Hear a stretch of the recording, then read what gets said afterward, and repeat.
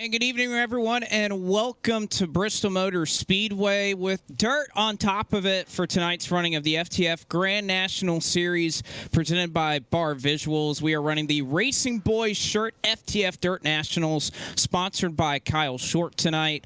It'll be myself, Josh Mendoza, as well as Jacob Hitz on the call for us to go through these heats. And guys, there's been a lot of chatter throughout the industry. It doesn't matter if it's real life or virtual, and I'm just excited to see this get going, especially here in these Xfinity cars, something that we will not see this weekend in real life. Yeah, it's pretty exciting. I'm looking forward to it. I haven't watched the Xfinity Series on dirt yet. I've seen the trucks. We've seen the Cup cars, both in the sim and in real life, as we take the starting grid here. Why don't you go ahead and take it off there, Blake?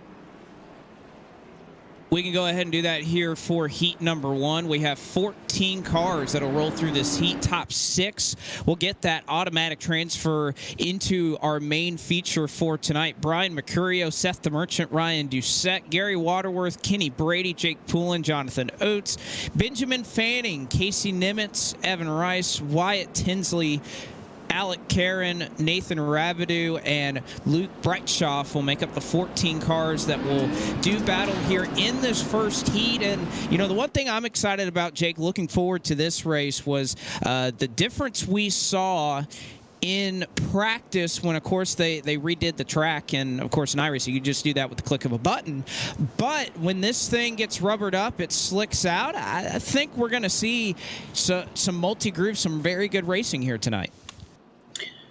I'll be honest, I don't know what to expect. I just called enough with the Cup cars here, and they did not reset the track once. They had the fresh track at practice, and they let it go until the end of the race. We ran 125 laps in the race, and the track was dead by the time qualifying started. So we're on a fresh racetrack here now. So I don't know what to expect with the Xfinity cars and the fresh track. This should be fun. It should be, as the 62 Bar Visuals machine, whose sponsor gives name to this series, gets us underway. We are Green Flag with you here on STN, and right from the very get-go, you can see it. Mercurio trying to work in that bottom just above where the apron would be here at Bristol Motor Speedway. They'll complete lap number one. Here comes a crossover move, though. Seth the Merchant, he's no slouch. He's picked up this Bristol dirt very well this week, and now they go side-by-side. Drag race down the back straightaway. Mercurio with the run on the top side as they go side-by-side for the lead. Right now on the backstretch, it's just a couple of cars getting a little bit of a slow runoff of turn number two as we go down the front stretch. And it seems to be single file, basically third on back, excluding the battle for 14th position. That's side-by-side. You're side-by-side. With Mercurio and DeMerchant, they're still pretty close, but yeah, you're right. We're kind of conga lining right now. Seems like everybody's kind of sorted things out. We see Mercurio get the best end of that battle for the race lead as they are spread out here, as you mentioned, for fourth. We do have a battle starting to brew, I believe, around that fifth or fourth position. Benjamin Fanning, Kenny Brading getting awfully close. You see them side by side back there for eighth. Jake Poulin trying to make his way down the inside. Of course, this is well outside a transfer spot as the 00 and 52 nearly make contact there as they exit on the back stretch. And yeah, I have my finger on the button, ready to scream about that. They almost wrecked it. The top six from this race do transfer to the main. The rest pack it up and send it home. Well, excluding the consolation, I apologize. Forgot about that. Yeah, we still have a consolation to go, or at least a B main feature that those drivers can try and work their way out of. As Poulin, you see here, he'll make the move to the outside, and looks like he's able to get by Casey Nimitz there. That battle for eighth. So the 00 moves on by. The rest is single file. But Seth the Merchant is now all over the back bumper of Brian Mercurio here with just a couple laps remaining. Well, and I tell you what, I don't think damage matters too much here, but Casey Nemitz's car looks like somebody ran into the back of it at 180 mile an hour. It's got a decent-sized dent in the back of the car, so I don't know what happened to it, but it's not great right now for the driver of the 52 car. And a slide job for the lead as Seth the Merchant makes his way on by. Now Mercurio going to try the crossover move. He has it at the stripe by just a hair, and he'll do the same into 1 and 2. Seth backs it up. We'll try the crossover move here. 6 laps to go. And this is a pretty healthy race for the race lead right here. Yes, it is. As right now, Mercurio is up in the top side. He gets a little bit of the wall on the exit. Can't seem to hold it there, and probably a good chance here for the Merchant to just clear him and go back to that conga file, single file. Yeah, we'll see if Mercurio, well, he got a great run on the bottom. I was going to say, we'll see if he can get it back. Took him half a corner, and he was able to get back to the inside of the Merchant for the lead. He'll take the slide job. The Merchant will look back to the inside. They're still side by side. Doucette and Fanning, they've got the fishing pole out as there's contact for the lead with 5 to go. And just some healthy contact there is once again off of turn number 2. Mercurio with the crossover, and he'll send it, I'm sure, for that slider line in turn 3. But you see, not only has the Merchant caught up, here comes Ryan Doucette, started back in 3rd, but has since caught the race leaders. 4 laps to go now. Doucette has something to say about this battle for the number 1 spot. In the Poo Pals machine, a great sponsor on the car for this race, and he's now in 2nd. He's just going to stay in line with the Merchant for now as Mercurio falls back, but I'm sure Doucette would really like to win this first heat. I've been keeping my eye over here on the transfer position. Gary Waterworth is in that position, and the 666 made a good run there, but last time in turn number 2, he hit that wall, and that stopped up him and the 00, Jake Poulin. Yeah, Jake Poulin still having to battle Wyatt Tinsley back there for 7th. That is not going to help their case to try to make it up here into the top 6. But with 2 to go, DeMerchant in the fence. Doucette is in the fence. Caution. And we have a caution.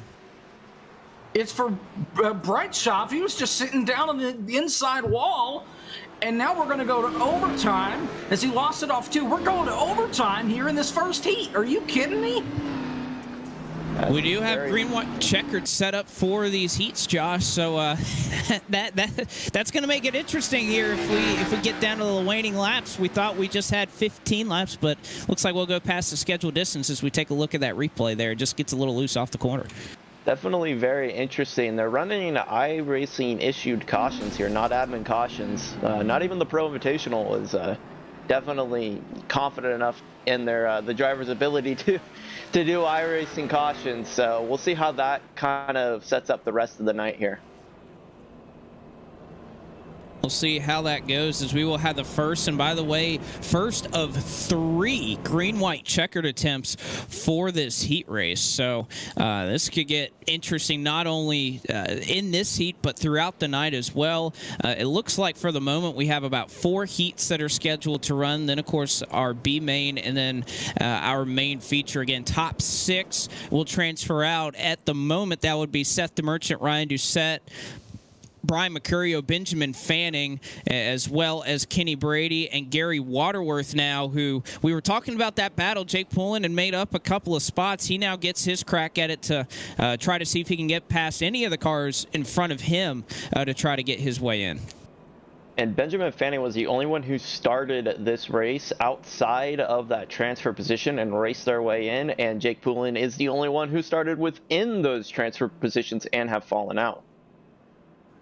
But Poulin's right on the back door of making it in here too. So he just needs to pick up 1 or 2 spots and he can be in the show and not have to worry about the B main. So we'll see what he can pick up here, as we do have 2 more attempts if we need it. But let's just finish it this time here. Oh well, next time. I thought the lights are out. Guess not. I believe we'll get the one to go signal this time.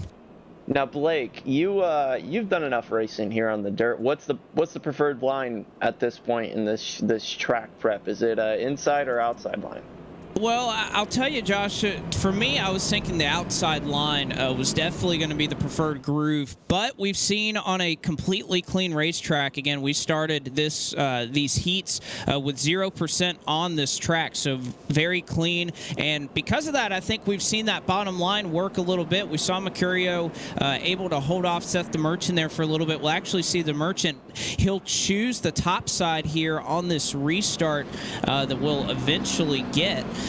So perhaps the Merchant thinking that top side is really starting to work itself in and be the preferred groove. But I think as this track ages, we saw it on Wednesday night, the eNASCAR iRacing Pro Invitational Series. I think as this track ages, you're really going to want to be on the top. And then after this thing really rubbers up, gets really, really slick, I think anything's going to be in play at that moment. But of course, when I was racing out here as well, we weren't in Xfinity cars. So this is a bit of unknown for everybody who's been either wheeling a Cup Series machine or a truck around this racetrack. These Xfinity cars can provide definitely a little bit of a different challenge. So we'll have to see here. Pace truck is going to pull off. We'll have 2 to go. First of 3 potential green-white checkers. We also do have a timing limit for this race, but we'll see if that comes into play. Green flag is out, and they are already 3 wide for second. Doucette in the middle. Here comes Benjamin Fanning, and they're 3 wide for the transfer spot behind him. Yeah, I can't see this working well as Fanning rides the wall. He gets run over by the 37. Here they go through turn number 3. Got people down on the flat trying to make moves, coming to the white flag. Looks like we're not going to need that green-white checker. But some of these drivers may need a new pair of pants because we're on the white flag lap, and these guys are scaring the heck out of me up here. Oh, my gosh, who was that? That was the 52 car. It was 52, just sent it. Still reckon. 52 Senate. The Merchant here is going to have the win easy, but it's going to be 3 wide for the transfer. Gary Waterworth, Jake Poole, Kenny Brady. Oh! Jake Poole goes around, and it looks like Gary Waterworth, by virtue of that door slam right there, he is going to get 6th and make a top 6 transfer spot. To Merchant with the win, but Waterworth there again 3 wide off of turn 4 gets it done, and Gary Waterworth, your 6th man in to join Seth the Merchant, Brian Mercurio, Ryan Doucette, Benjamin Fanning, and Kenny Brady. My goodness. That's going to put Jake Poulin on the pole for the consolation. We'll see if he can do anything with that there. Yeah, that's about how I expected that green-white checker to finish. I'll be honest, that's about what I anticipated.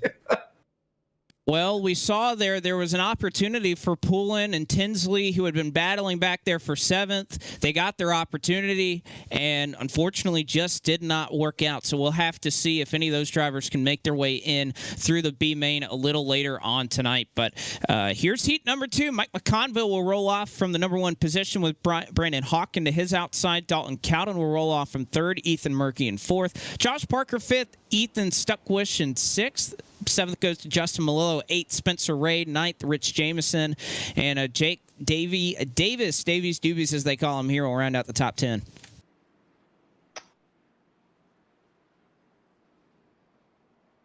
Wow. 11th will go to Ryan Naraki. 12th to Lucas Plosel. 13th, Brian Keita. And Nick Baker will round out the, once again, 14-car field here for this heat, as I believe this time by. Pace truck will pull off, and McConville, nope, 2 to green. My bad. Jumped the gun there. Bristol Dirt, they like 2 pace laps. It gives everyone that opportunity to get formed up. Now, I was sitting here and I was looking and reading through all of these iRating and licenses, and I'm like, well, dang, I should be out there. I could definitely be competing. And then it made me realize that that was all dirt oval, and I'm probably still just as bad on dirt as I would be on asphalt. Oh, you're Shout out to Nick Baker with the rookie 2.5 safety rating. That's what I was thinking. I was like, oh man, I'm golden. Send me out there. Give me a helmet. Let me go out there and race. Now again, I'm pretty sure this takes your dirt license and iRating. So a couple of these drivers that probably run stock cars, like myself, would not be gifted the great safety rating and iRating. But Mike McConville will get us going here. Green flag is out. He gets out to a huge lead, 3 wide, nearly 4 behind him, and that's not going to work. Yeah, that's the 11 car. The 11 of Ethan Murkey. He sent it in there, ran over the 89 of Brandon Hawken, and then he got eaten up by everybody else because everybody stacked up on the high side because everybody slid up to the high side. He drove it in way too deep and then got run over by the 13 and got pinched into the wall by Justin Malillo. So just kind of everything stacked up, and the 11 was kind of the eye of the storm there.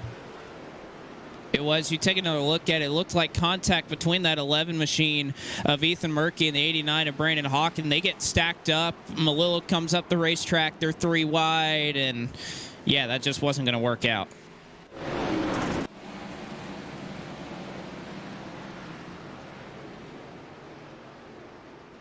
Yeah, that's not a fun time right there. Getting slammed to the wall early on, no, it's definitely not going to be the end of your race, but it's just not going to send you the confidence you need to race your way into the main event.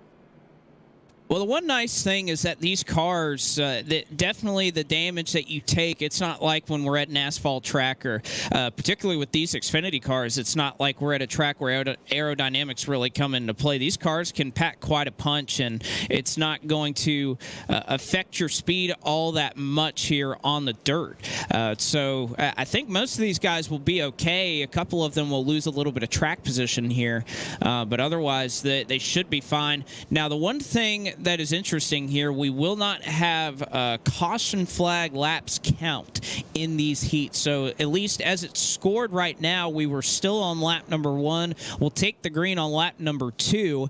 We do have a green-white checkered, in our back pocket in case we need it. But I think more important than that, if we get a caution or two, we do have time limits that can come into play. 15 minutes for each heat. So if we pace around too long without those caution laps counting, we've seen it in a couple of heats at short tracks in the Grand National Series this season. If we get too many laps under yellow, this thing could be a time limit race. That's something I'm very familiar with when it came to running those Car Anomaly 500 prelims. I think everybody who participated in those knew those time limits very well. And if you participated in that, you spent a lot of your time looking in your timing black box to know how much time was left, so you weren't in a bad position at the wrong time.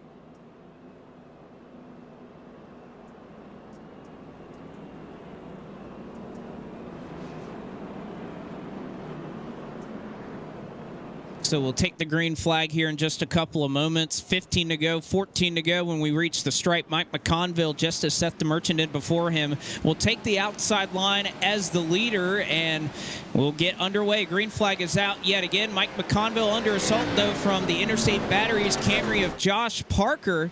Excuse me, that's a Supra. That's not a Camry, but so does Brandon Hawken as they're nearly 3 wide as they enter 3 and 4, but Parker trying to get it done on the bottom. Don't worry, they may have been 3 wide up there. They were 4 wide in the back of the pack, so they made up for it.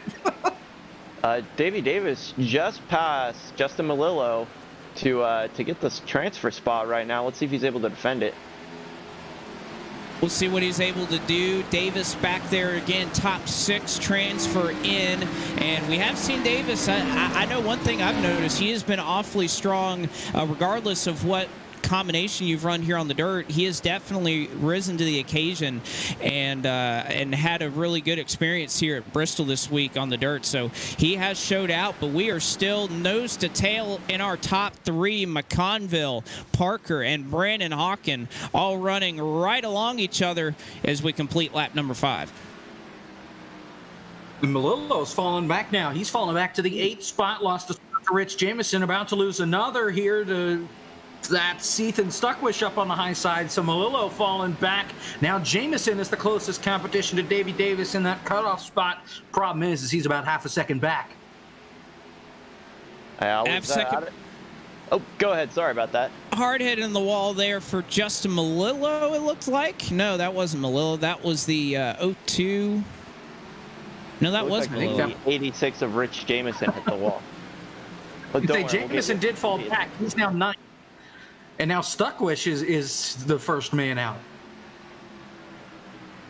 Oh, man. A lot going on here as we're even seeing a battle up here for 5th. We're sending our producer, Jack Johnson, all over the place as one car is spun around, and the caution Jamison will be out. The 11 goes around. The 86 of Rich Jamison. I'll call him the right name at some point tonight. Can we get you some glasses? I can go to Walgreens. Well, no, the great thing is there are only 14 guys in this heat, so eventually he's going to hit it. He doesn't have to run through all 60 names that are registered. My grandmother, bless her heart, she kind of has this issue. You get about 50, she has about about 14 grandkids or so. I'm not sure if that's the exact number, but she'll go through about 3 or 4 kids, and eventually she'll get to the right one. I guess I'm having that type of moment here tonight. But through 1 and 2, it looks like Rich Jameson we've seen it a couple of times. And again, this track is starting to slick a little bit, and I think he just saw the 53 on his high side, didn't want to hit him, and does a quick little 360 right there.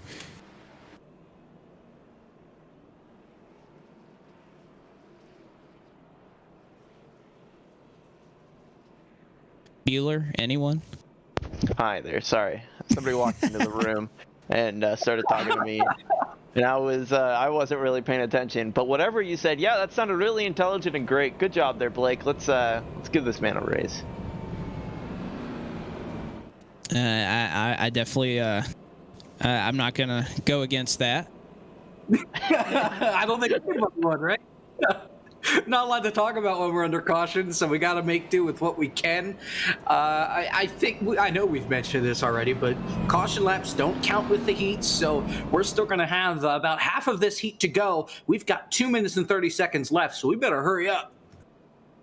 Yeah, that is true. Again, not a whole lot of time to try to get these laps in. So if these guys continue to wreck, they're going to hurt their own chance of trying to make the main feature. And so I'm sure these guys up front don't really mind it. They don't like the restarts being pinned right on top of each other again. But for the most part, I think they'll be okay. How about Spencer Ray's car? The entire front clip of that car is just not there.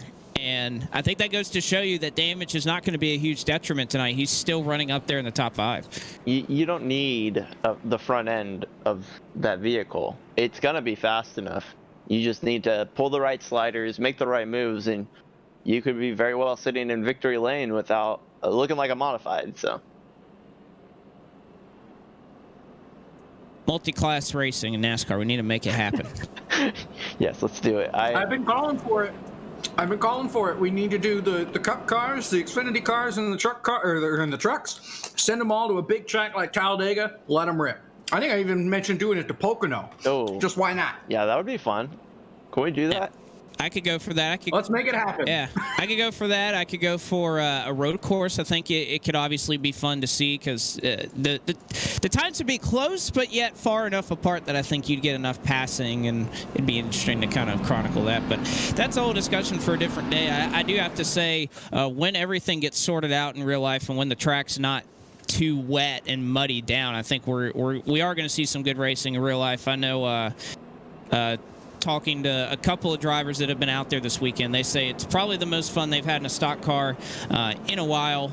So hopefully we can see that and some good racing tomorrow. But we're still seeing some good racing tonight here in these Xfinity cars. Green flag is out. 7 laps to go when they hit the stripe. McConville and Parker side by side. They're 2x2 throughout the field. 3 wide back there, though, for that transfer. Tight quarters there between Ray, Davis, and on the bottom, that is the 25 of Stuckwish. He's trying to get up in here into the top 6. Yeah, these guys are all over the place back here. They're all fighting for this 6th spot. They're running out of daylight. I was looking at the wrong timing thing, by the way, so we've got 5 minutes left, not 2, as Malillo's around in the back of the field and gets clobbered. Caution. And that's going to be a quick spin. It's the 7-Eleven of Brian Keita, who looks like he took a little bit of a spill right there. I also think Malillo was involved in that as well, as the 7-Eleven came by and kind of team-boned him there after the 53 spun. But this is going to put us right on that limit. We talked about the timing perhaps coming into play for this heat, and this could definitely play into that. But you see Malillo there, quick 360, kind of gets slung forward by that hit by Brian Keita. But that's all it takes here at Bristol. Just a little bit of a tap there in the wrong spot on corner exit, and around she goes.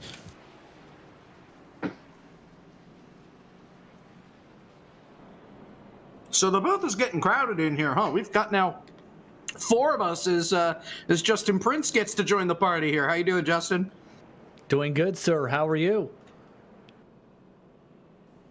Hanging in there. We're getting dirty because of all the dirt track icing, and we're losing a lot of daylight because of all the caution laps. Well, when it comes to Bristol, it's a tricky combination to say the very least, but it's also a fun track to race at when you think about it.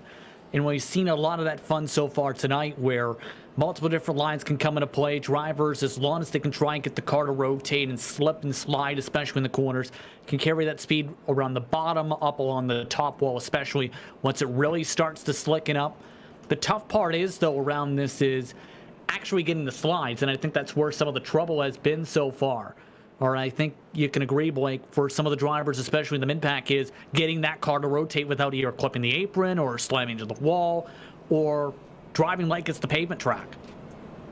Yeah, it's very hard to do. I know I've done a little bit of driving out here at Bristol Dirt. Haven't done as much as I wanted to. And again, I think these Xfinity cars are even so much different than what we've had in the truck and the Cup car. I know for those cars, both, it seemed after you ran a couple of laps, you really wanted to favor the top side of the racetrack, but I haven't quite seen that as much in this car as it was in those cars. I don't think we're seeing everybody form a single file train on the top side and just kind of running the fence. So we haven't seen that yet. We might as the track slickens out, but at least it looks like for the moment that we can race side by side here for a little bit longer. Now, as they continue to pace around, lights are still on the pace car. We are under 3 minutes to go. You can see in the top left-hand corner of your screen the countdown on how much time is left in this heat. So there's not a whole lot of time left for these drivers to try and get it done. So this will likely be the final restart for a lot of these guys back here, and the final opportunity for guys that are on the outside looking in to try and move their way forward. Right now, the last two in would be Davey Davis there in the bottom split machine and Ethan Stuckwish there in sixth. Then on the outside looking in, Spencer Ray and looks like Ryan Naraki, your two cars who have to do something here to try and make that A main feature here through this heat. We'll see if they're able to do it. Lights are off the pace truck. Mike McConville on the top side has control of the field in his GMAC Chevrolet. And we'll have a couple of laps left, or 2 minutes to get it done. McConville on the loud pedal. Green flag is out, and they are side by side back there for those transfer spots. Yeah, got 2 minutes exactly up on the board. Everybody making it through turns 1 and 2, just fine and dandy. A lot of people running this outside line here, but I'm starting to think at this point it's going to wind up being a time race, not a lap race. If we get another caution, that's definitely going to be the case. But right now, it looks like we're just going to be short of making it on laps. All right, so we don't really know how many laps are left in it. Oh, Naraki! Oh, and he's going to sprint around. That's going to do it. We're done. Yeah, we're done here. We've got 1 minute and 22 left. These cautions take about 4 minutes to process, so we're done here. And that's going to put Lucas Plossel in the show. He's going to be in 6th spot. Flew around Davey Davis right before the caution flag, and he's going to make the show because of the caution. Oh, man. Maybe. And Davey Davis very Maybe audibly... just drove right by him, though. Yeah, and Davis there audibly showing his frustration there with what was just kind of an ill-timed slide job by the 0-2. Thought he could slide up in front of the 305. Obviously made a little contact. He spins across his nose, and you'll see it right here. 0-2 throws it in, and either he wasn't clear or Davis didn't anticipate it. I'll leave you guys to decide that for yourselves. But with that, Davis loses a spot, and unfortunately that's going to put him. Actually, he's going to, it looks like if timing and scoring, it looks like at the moment, Davis has scored in the 6th position. So we'll have to, I don't know, I'll ask our timing and scoring and race control expert here, Josh Mendoza. What do you think you saw there? And does Davis have the 6th position? So, it's very interesting you say that. It typically takes into account the last timing and scoring line as to where the drivers line up, excluding drivers involved in the incident. I'm not sure if it saw the 45 is behind him or not involved in the incident, or the 305 is just not involved in the incident, but it will go to that timing and scoring line previously in order to determine the lineup for the restart, or in this case for the finish. And I mean, what I saw there is I saw Davey Davis probably out ahead of the 45 before that final caution came out. All right, so there you have it from the expert himself, and I think according to official timing and scoring, which is what we'll use for iRacing, that is going to be the case. So Mike McConville will take the heat win as we end this on time. Josh Parker, Brandon Hawken, Dalton Cowden ends up in the top 4. He'll transfer in as well as Ethan Stuckwish, and looks like Davey Davis going to be able to hang on and make his way through. Tough break there for the 45, who probably thought he had a clear path there to the main feature. But again, these guys got B main to go, so they still have a lot of time to try and go through there. Is that true? There are 19 scoring loops around this track. Jacob, on the case. At least. There might be in the pit lane. All right. Well, again, everything does go off of timing loops here, so I guess that's a good little note there by Jacob Hitz. NBC Bill Weber reference. I got you. All right. So Matthew Zwack going to start on the front row. Tristan Hagenstein to his outside, the Super Speedway Series points leader. Ethan Corder will start in third. I believe he is the GNS points leader. Kevin McAdams in fourth. Isaac Johnson fifth. Christian Peterson will start in sixth. Seventh to Alan Balacino. Eighth to Chris Wetz. Ninth, Brandon Hoff. 10th, Chris Davis. Starting in 11th will be Michael Frisch. 12th, Jeremy Clapper. 13th, Robert Dorman. And it looks like Max Brady did not make his way out to the grid. He was slated to start 14th, but it looks like we'll have 13 cars here that end up making it to try and race their way up. But guys, I got my eye on Michael Frisch. He typically starts in the back in a lot of these races. I think he's a guy we got to watch that may try to storm his way through the field. He's certainly an aggressive driver, knows how to get it done, and he's got 15 laps or 15 minutes to get it done.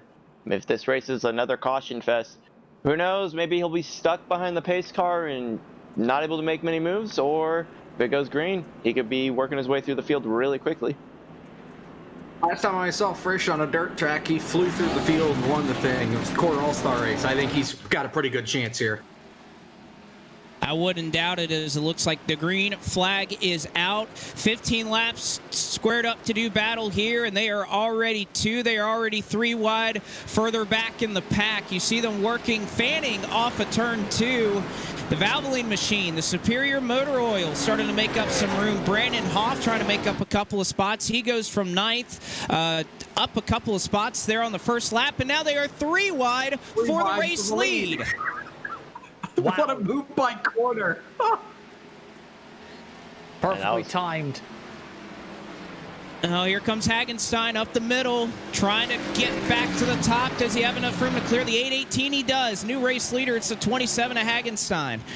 And we're 3 wide for the transfer spot as well right now. And Michael Frisch, oh, that's the wall, but he's up to 7th. I was about to say, Michael Frisch doing a quick job to get up to 7th already. He now may have the transfer spot as they work off the corner. You see a tight battle there. Matthew Zwack, Ethan Corder, very close between the two 18 machines, we can call them. And now Zwack's in the fence. Here comes Kevin McAdams, a career best run, a third right in front of him. Oh, trouble. Backstretch. 71 around. Chris Wetz in the cautions out. Blake, I'm just looking at timing and scoring right now. I'm looking and seeing Frisch, who's in P6. All it took was, what, 4 laps in 5 minutes and 3 minutes maybe at most to get to that position? 2 minutes. Oh, my goodness. Now, is that one to watch for even potentially the win here? Maybe. I mean, he stalled around that spot, but I think he's got a chance now that everybody's going to get bunched back up that he could probably pick off a few more spots here.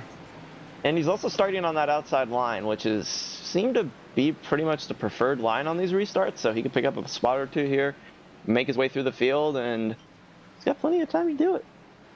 Well, Justin, you've got a couple of laps now to get used to everything.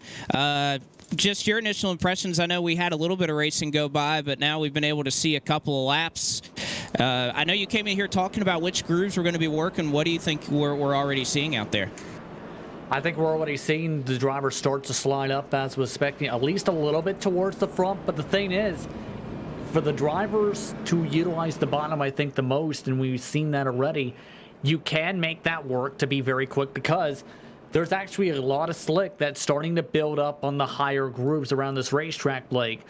And if you end up going through that slick in some cases where you're trying to keep basically just about planted in some cases around these corners to make sure you rotate into the corners, sometimes that slick can carry you up the racetrack into the outside wall. And I think that's why we've seen drivers trying to run the outside just slam it into the fence in turn 2. In other words, I think this track's really working its way in, and I think that's going to be the case the more and more drivers turn longer and longer runs here.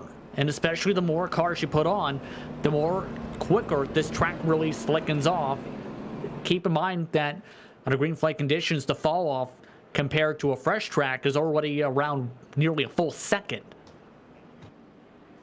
There is a lot of fall off in this track, and we saw it in practice firsthand. And we were looking at times. I was counting 23, 24-second lap times by the time practice came to an end. And then as soon as we reset the track, we clicked that button to automatically clear it up for qualifying. We had about 19.7, 19.8, 19.9 lap times that these guys were able to run. So there is a significant amount of fall off. The grooves change. This car in particular seems to be really fun here at the Bristol Dirt. But we'll see right here. Hagenstein elects to take the bottom. We haven't seen too many leaders do that.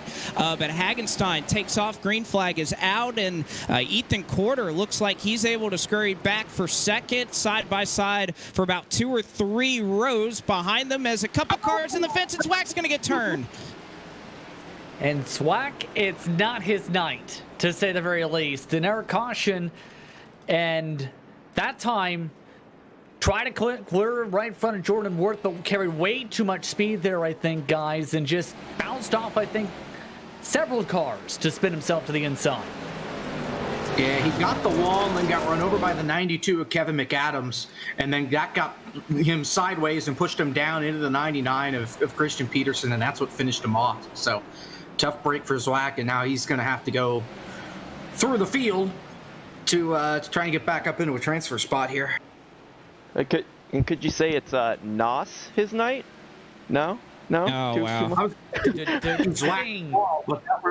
We don't need to make this the eNASCAR Coca-Cola iRacing Series pre-race show. I've said my share of puns, and if we're gonna get to that, I'll have to queue up a few.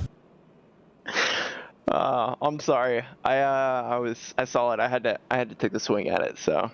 You know, I gotta say, out of the four guys in there that had decided to do a couple of the pre-race shows right there. We got a little bit of a rivalry going on. I am last in amongst the 4 in Road to Pro points, and I'm 22nd. So it's not going that well. I mean, I'm 46 for what it's worth. So far. Hey, all that matters is top 70, right? That's what I try to tell them. So. Hey, I'm 1,300 and something. I'm not even on the board.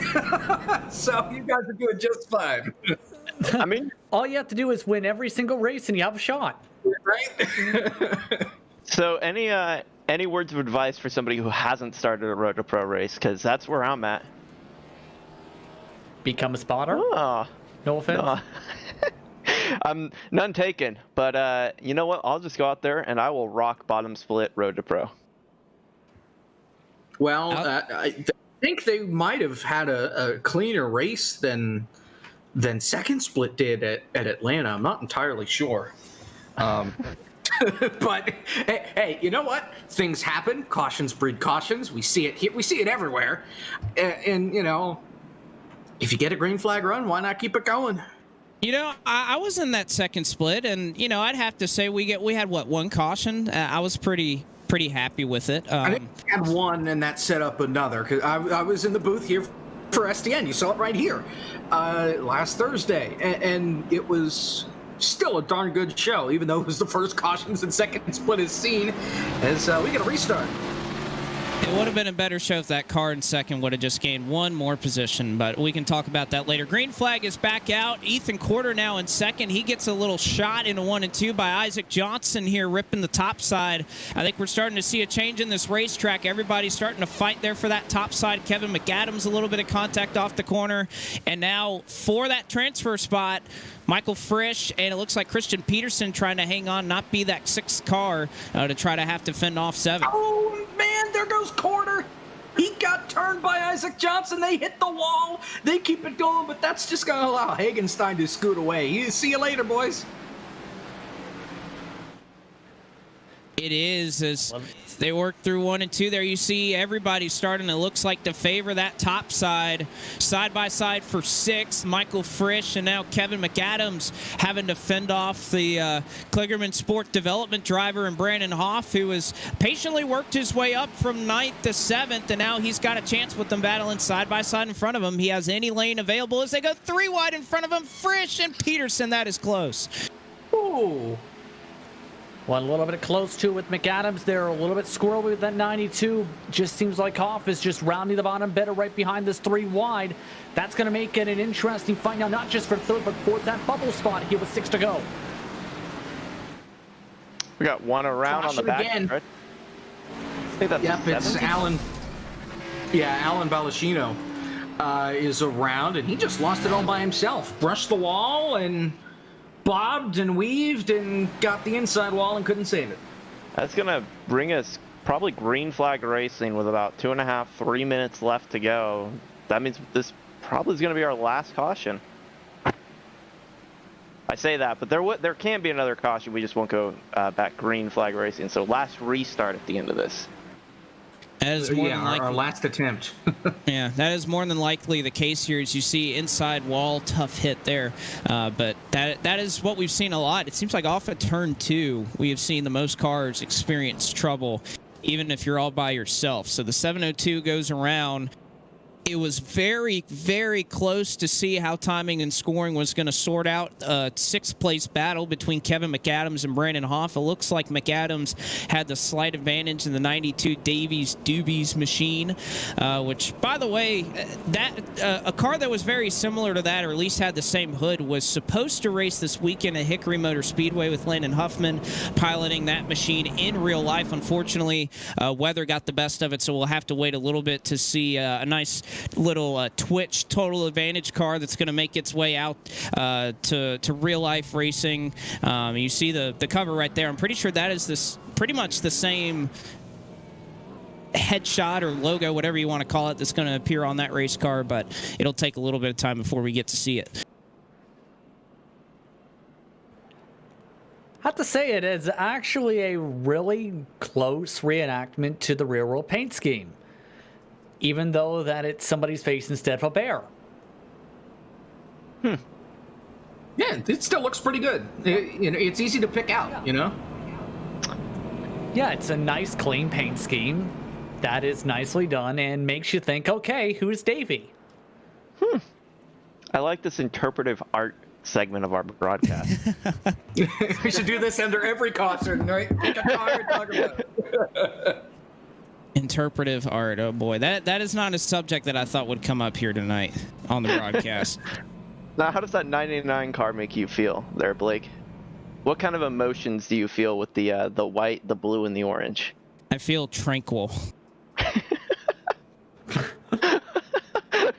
It looks like a race car. I feel serene when the V8 horsepower drives by me. I mean, the Xfinity Series, I mean, once upon a time, they had V6s for a while. I almost said 80s and 90s.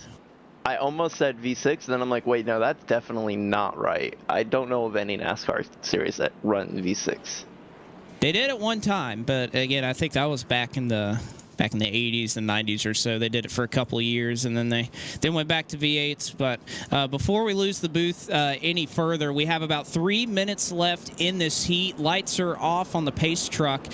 We can either finish this under laps, if we can get there before the clock runs out, but we'll have to see. It's going to be awfully close, and of course, if a yellow flag comes out, that will just about do it. So Hagenstein with the lead. He's going to make contact there with the 818. That bottom lane doesn't seem to be where you want to be on the restarts. A bunch of contact as they get into the corner. Oh, a couple of cars around. Kevin McAdams in the thick of it all. And he's out, just like that. He went from in to out. He's now 7th. First one out. That is the case. He is chasing down the 033 of Isaac Johnson, who was in 3rd. Now he's all the way back to 6th. 5 laps to go. And again, at any moment, a caution could end all of this. What will we see happen? They're side by side in front of him. Christian Peterson and Brandon Hoff right there. He's got the valve machine in for the moment. And we... Yeah, nice clean line indeed, Josh. I was just going to say, you know, you blink and you miss it with Michael Frisch is now battling for the lead. I don't want to take away from this epic battle, but he can very well be in the lead if a caution comes out right here, if he passes. Oh! And McAdams and Johnson almost wrecked each other. They're fighting for the transfer spot. Johnson got the wall, McAdams stuck it in up the middle, and they almost came together. Well, McAdams had the transfer spot for a moment, and then the 033 went on by. Now Johnson's in the wall. Here comes McAdams on the bottom. This is the battle for the transfer spot. Johnson loose off the corner. A little bit of contact there. Here comes McAdams. Throws the slider line, and for the moment, he has it. Now 2 to go. And this has been an incredible battle amongst these drivers, and you can just tell. If you get into a certain position, you, especially on the outside line, you can pull it away. And now Isaac Johnson's getting swamped. This may seal it up for McAdams if they take this white flag. They just have to get there first. I'm sure that's what the 92 and everybody in front is hoping for, and it looks like Frisch is going to be able to do it. We talked about Michael Frisch being a threat, started in the back of this heat all the way in 11th, and what a job he's done to work his way to the race lead. Easily has it taken care of here on the bottom of the racetrack. As Frisch is going to come out of turn 2, he's going to win. They're going to battle back behind them. It looks like Brandon Hoff actually able to... Oh man. Brandon Hoff got Casey caned at start-finish, got pushed up on top of the wall at start-finish, 3 wide, trying to split quarter. Man, oh man, this is good stuff. It is. Peterson there made up a little bit of ground and ended up getting that 4th position. Brandon Hoff in 5th, and then Kevin McAdams was able to hang on just enough to finish in 6th. So tough luck there, especially for Matthew Zwack. Started on the pole in that heat, finishes in 7th. So he'll start up front in the B main, and we'll see if he can do a little bit better there. But one more heat to speak of. Last one, 15 laps again, top 6 transfer in, and this is what the starting lineup looks like. Alex Kolonix in 1st, Brett Pancari in 2nd, Will Rogers 3rd, John Poole the 3rd, 4th, Cosme Ionescu in 5th, Ryan Pandisio in 6th. David Schildhouse, he'll roll off from 7th. And NASCAR Xfinity Series driver Ryan Vargas, he'll start in 8th. Victor Valley in 9th. Matt Adams 10th.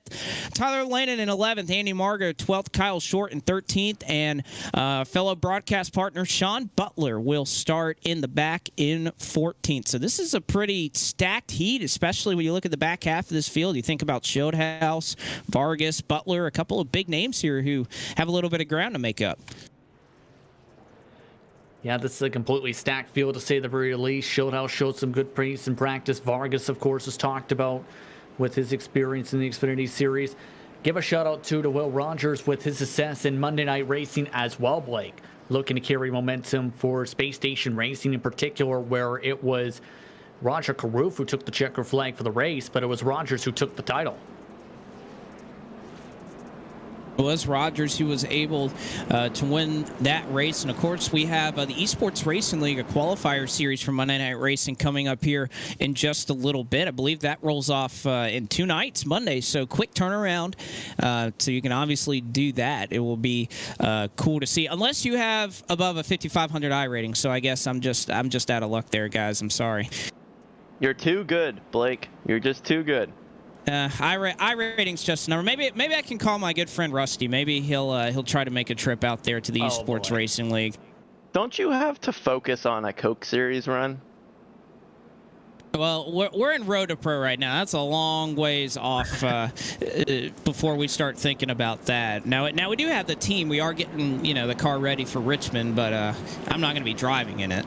But nevertheless, we'll look forward here. 15 laps, final heat race of the night, as Kolonix and Brett Pancari will get us started here in the first row. Green flag is out, and we are once again going at Bristol, as looks like Pancari able to get right along the top side there next to Will Rogers, and Rogers trying to fend off a battle from John Poole. They're side by side behind him between Pandesio and Cosme Ionescu there in the Coca-Cola machine. Oh, Vargas just drove into the back of somebody. Everybody survives.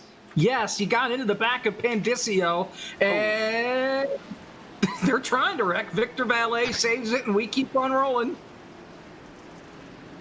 They're trying to wreck, as a couple of guys still banging doors there through the corner, making their way on by. Butler was able to move up to 10th, but you see out front easily by 2 or 3 car lengths over the Princess Daisy machine to Brett Pancari.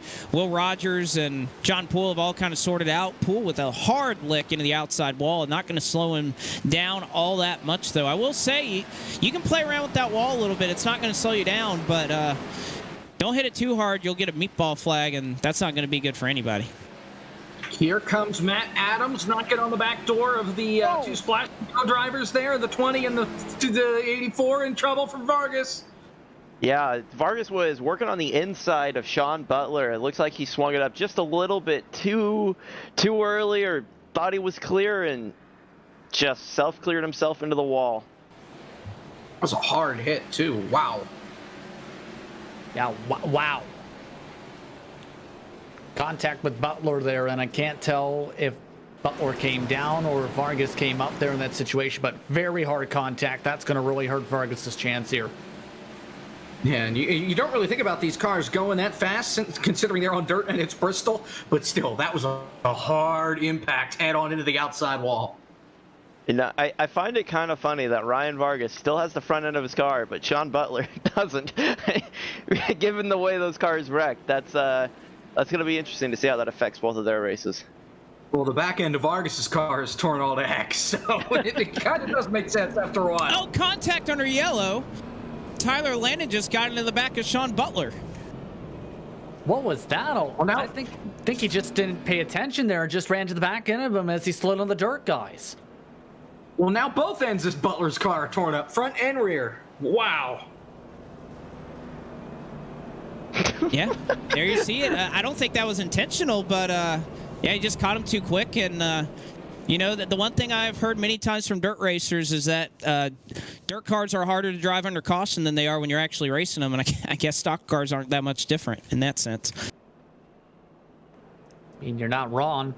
It can be difficult to pace here, especially here at Bristol with the high banking too. Especially since your car likes to go back and forth a little bit, weeble wobble with the dirt. To get back to the conversation too about slamming the walls too much, the inside wall in particular, you slam that wall very hard or with enough momentum, it can destroy your motor. Any type of motor damage just kills your chances of running at the tie-in speeds to be able to compete. So that's got to be the concern for drivers like Butler without the front end. If you have no motor damage, you might be able to get away with some of it. Yeah, I think at the end of the day, if you don't have engine damage, you can pretty much put up with just about anything unless it's significant suspension damage, and you'll be pretty good. You won't be slowed up by your damage in these cars. Now, obviously, when you go anywhere else, these Xfinity cars, probably more than anything else, they are very aerodynamically dependent in this sim. Any amount of damage will pretty much hinder you down the straightaways. But of course, this is dirt racing, and it's not really going to matter for these cars. Heck, I think these cars are kind of pitched to the right anyways when they're entering the corner, so any right side aero damage is not going to affect them all that much. Alex Collins, Brett Pancari still your top two, as we'll take the green flag on lap number 5, and we'll get us started once again. Alex Collins able to get away quite a bit, but Will Rogers, David Schoenhaus trying to work in that bottom line, try to make their moves up. Here comes Schoenhaus on the bottom, the Gamer Advantage machine going 3 wide.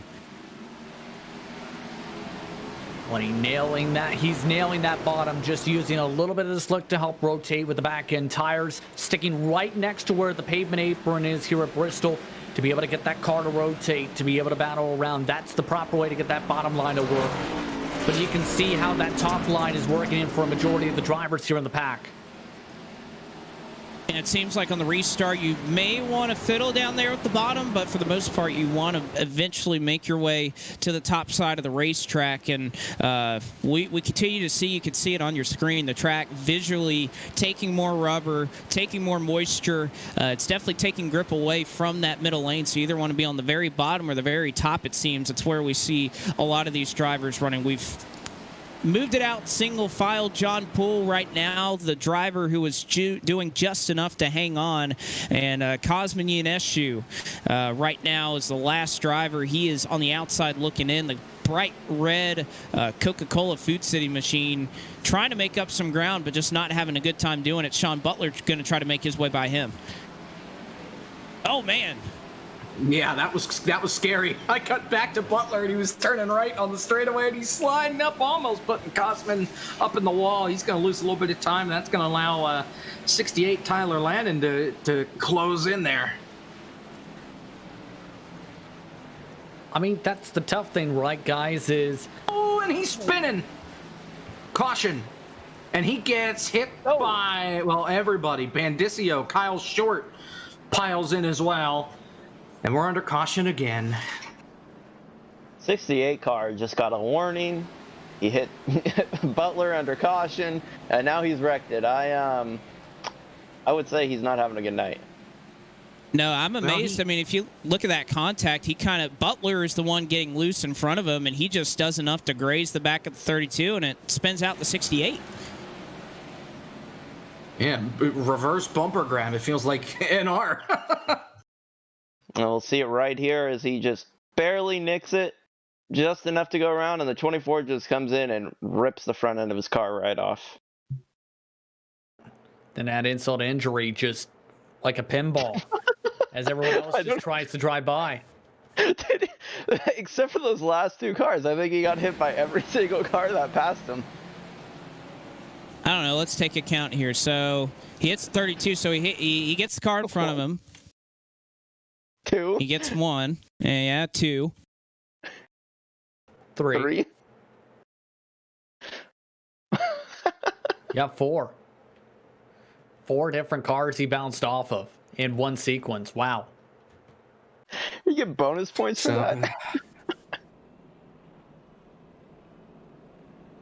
And somebody in iRacing chat just asked the question, what hasn't the 86 hit yet, or the 68 hit yet? Well, he just hit 5 cars in that spin, plus I think he may have gotten the wall. So, just a rough night for the driver of the 68. I mean, are we sure Colin Fern's not driving that car? I'm just kidding. Oh. Oh, and now contact under caution. Rogers and Shieldhouse now bumping indoors for a second. I think they're messing around, maybe. I heard Shieldhouse come over the radio and say something like, hey, pal. I think Shieldhouse was paying attention and Will Rogers wasn't. Yeah, I think that was if I know those two, that was probably more of a friendly bump than anything. I don't think there was anything malicious going on right there. But we'll move forward again. About 6.5 minutes left on this race. If we get another caution, we may be close to it ending on time. But for the most part, I think we can get a couple of laps in. We'll be in good shape right here. Alex Kolinix and Brett Pancari still your top 2. Rogers and Shieldhouse side by side for second. And then road number 3, John Poole and Matt Adams looking to make their way in to the top 6 so they don't have to run in the B main that's coming up in just a couple of minutes. But green flag is out. Top 4 really do a number on the field. They get away. Will Rogers looks like he's going to try to make the move for second, and he's going to get up in front of the Daisy machine and be able to complete it. Shieldhouse stuck there on the bottom. Matt Adams, and we see Cosman. He makes his way by. He's in right now into the top 6. Yeah, he got lucky because Sean Butler got up there and got into John Poole and pushed him sideways. He had one car spin in the background. No caution. It's Andy Margot in that Wells Fargo wagon. He gets it rolling, so we should keep it green here with 5 to go. 5 to go, and they are still side by side for about the 3rd position. And John Poole and the 84 getting really tight there off the corner there. Again, this is the battle for 6. Top 5 had completely pulled away, but John Poole going all the way down to the apron here at Bristol to try to make a move. He'll pull up right alongside. He made that bottom work. I think Cosman's going to have to lay off here and try and cut back to the inside. Maybe. Oh, wow. Okay. That's And here gonna give comes a great Butler. run. Butler's going to have to time this up very well. This isn't going to help him having to check up for Poole here. Oh, no, it didn't. No, he's almost going to hit the pit road wall. He checked up at a very bad part of the corner. You see how much ground he lost doing that. But 3 to go, 2 when they take the stripe. 56. Oh, he gets loose. Not able to come up to clear Cosman. That's going to cost him a little bit of time. Caution. Oh, and a caution. Green, white. I think it's for the 48. Nobody else was around. I think so. I think you're right about that. He was coming on the road, and the caution's out. He spun in front of the race leader, I think trying to get off the racetrack, maybe? Yeah, that's it right there. Well, he got Just enough. sideways Wow. and cut down. Oh, my gosh. So that last restart, I was watching Sean Butler to see what he would do, and he had a terrible restart. He went from being in 7th, falling all the way back to 10th, and has now worked his way back up to 8th. But definitely not the caution he was hoping for. I think if he's able to keep that momentum going on this next restart, which it's going to be tight on time, but I definitely think we're going to be able to get it.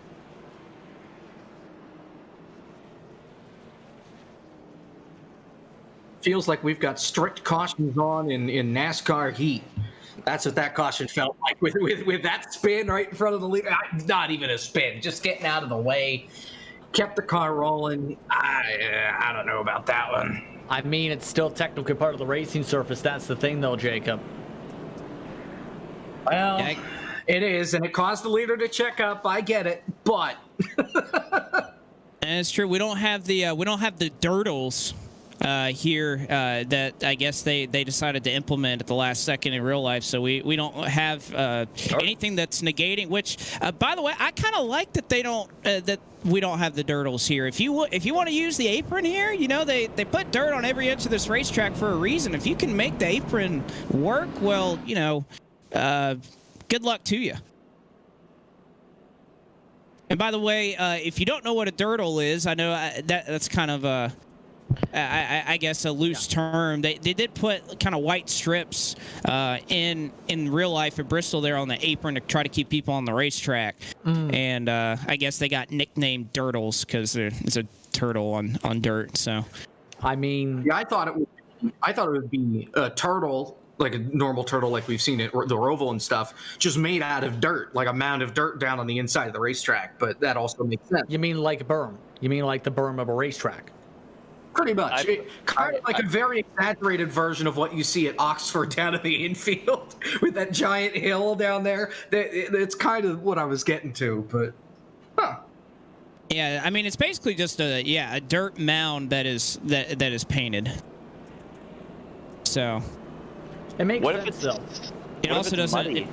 It also doesn't have rubber on it because you're not pitching a baseball off of it. But let's see here. Lights are still on the pace truck, so we're going to go around again. And we got a minute and a half left. So we're getting a green-white checkered, but we might just get one lap because of the timing. This could be really interesting. Yeah, I think that's probably going to be the likely result of this. It's going to be a 45-second lap, so we expect to... Actually, I think we can get 2 laps in here. Got a minute and 5 seconds left. It's probably going to err on the side of giving us an additional lap. I think we're going to get 2 laps in. as long as they don't wreck it, I think we can make it happen. Maybe it's going to be close.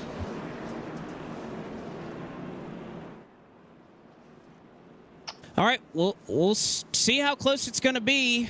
Kolinix and now Will Rogers made their way up to the front row again. The battle is for 6th, and we'll see it commence right here. Butler going to try to get to the outside. Yaneshu up the middle. Adams on the bottom. and I think they're going to reach the white. If they get around there, they're going to be able to complete this last lap. So this will be for all the marbles here. Poole, Yaneshu, and Butler look like they're the ones that are going to duke it out for this final spot. Cosman has it for now with Butler right there as well. Actually, Butler trying to stay alive, and he's going to slide it on in. Cosman goes back up the middle with help from Vargas. Vargas isn't done with this yet as well. Last lap. Oh, what's going to happen here? Cosman to the top. Butler is two sideways. John Poole with a huge send, and he made it happen. Cosman with the crossover, though, is going to take 6. What a move. I don't think I've ever seen a send that big. John Poole about hit the inside wall on the apron. Took 3 spots with that slide job, and luckily the 84 was ready for it. My goodness. And Vargas and Butler rounded up in a parking lot behind them, bounced off a couple more cars, so they're going to be in this consolation race. Top 19 make the big show. The end of that race, the 68 got hit by a couple more cars, so we'll add that to his count. I still can't get over that move. Look at that. He took 3 spots, and of course, Cosman's smart move to not get blocked in by that slide job. I mean, he about hit the pit road cone entering turn 3. That's how close he was to just. I mean, that is insane right there. Great move, but also. Desperate times call for desperate measures, and he was desperate in that moment to get by and make the show, and was so close to making it work. Again, it doesn't get him in, but a tip of the cap to John Poole. It will at least earn him a starting spot on the second row there in 4th. But again, what an incredible effort there to at least try to get in to the top 6 there. So Kolinix, Rogers, Shieldhouse, Adams, Pankari, and Yaneshu, your 6 that go forward in the heat.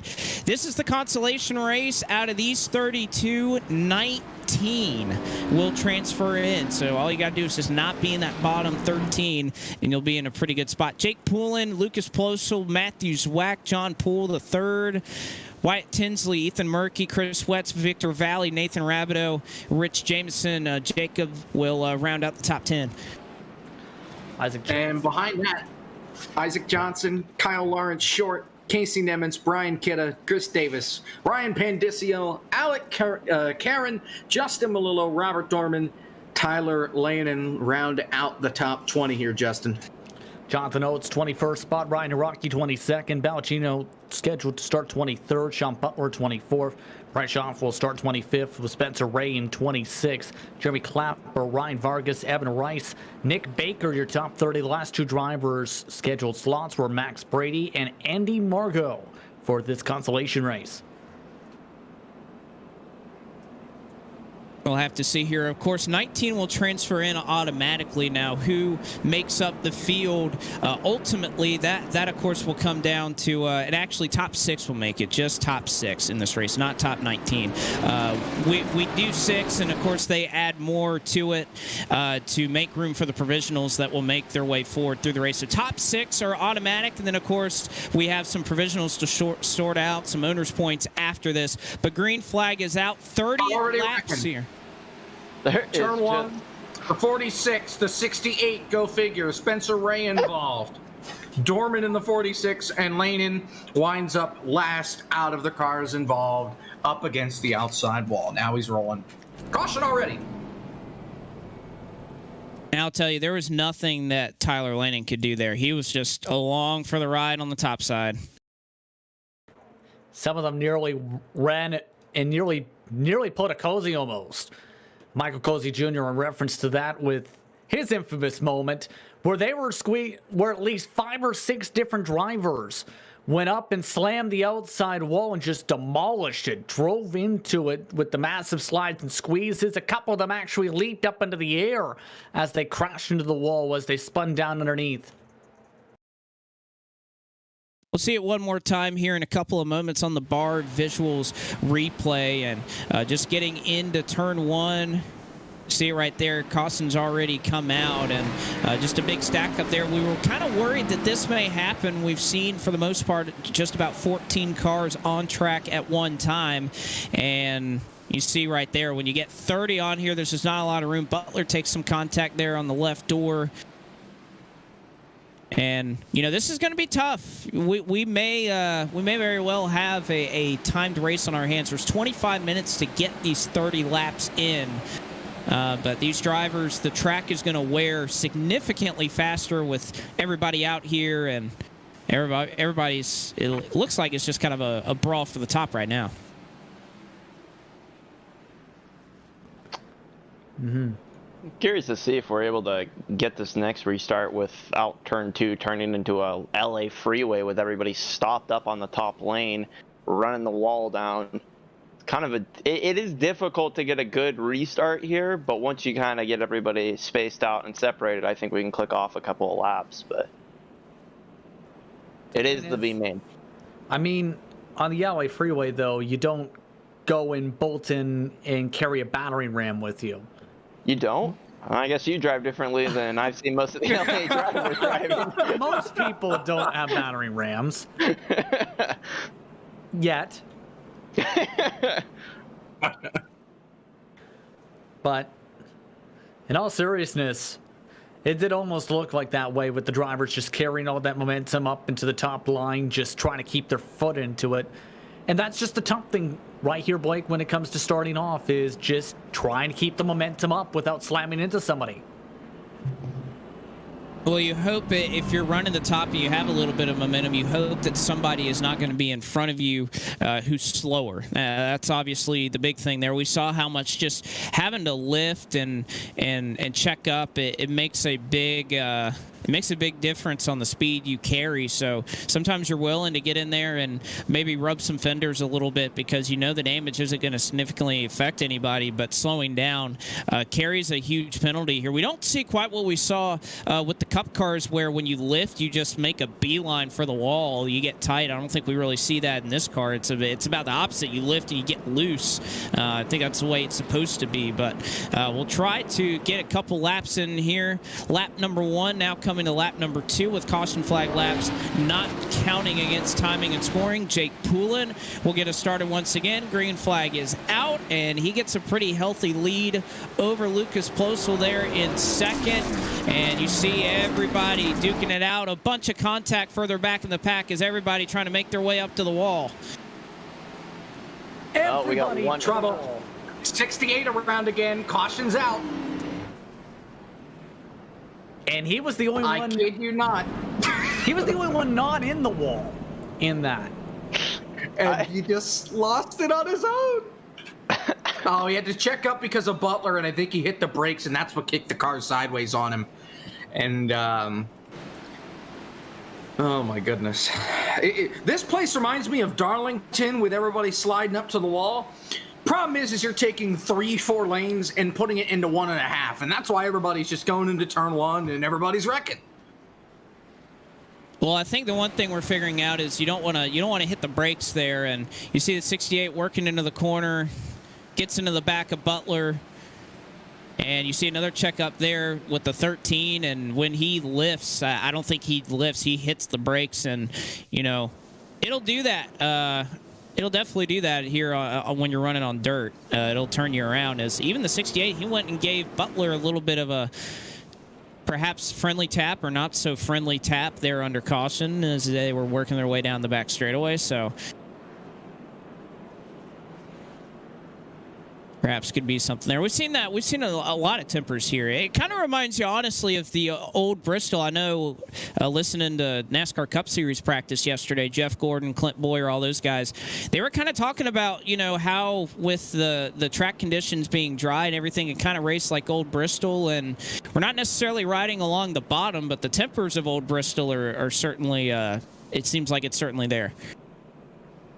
I don't care what you say. This racing's awesome. I love the tempers part of it.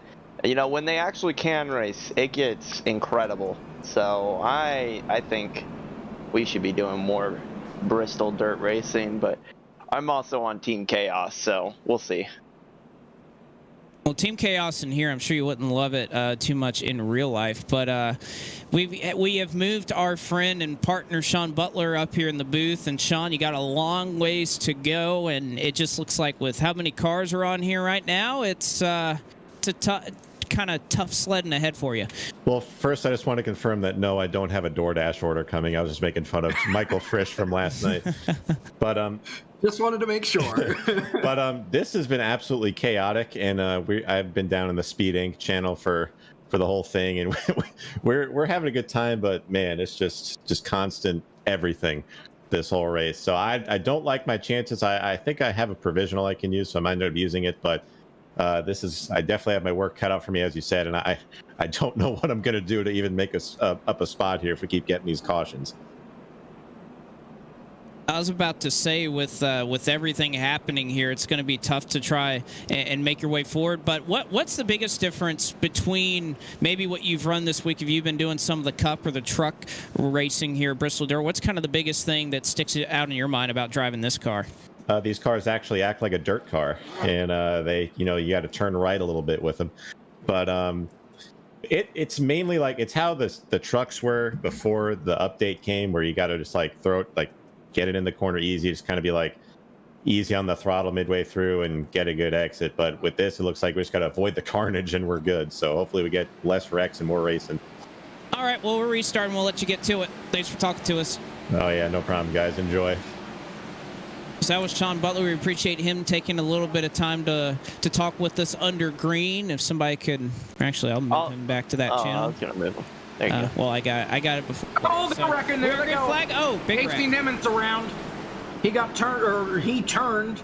Whoever that was around, Rick Jameson, he got into and turned him sideways. And we are on lap number 3, and it's our third caution flag. Anyone want anything from the concession stand? I'm thinking about heading back down there and probably be back before we go green again. I don't know. Bristol isn't too long of a drive from Martinsville, so why don't you go get me a hot dog? And you'll still make it back in time, and you won't have missed much. Well, first of all, pick me up some of the caution cones, possibly to put on my head. I don't know. Something like that. Second, I think the circumstances here was Rabideau carrying speed, turn 3 wide, carry too much momentum, around goes the 86, simple as that.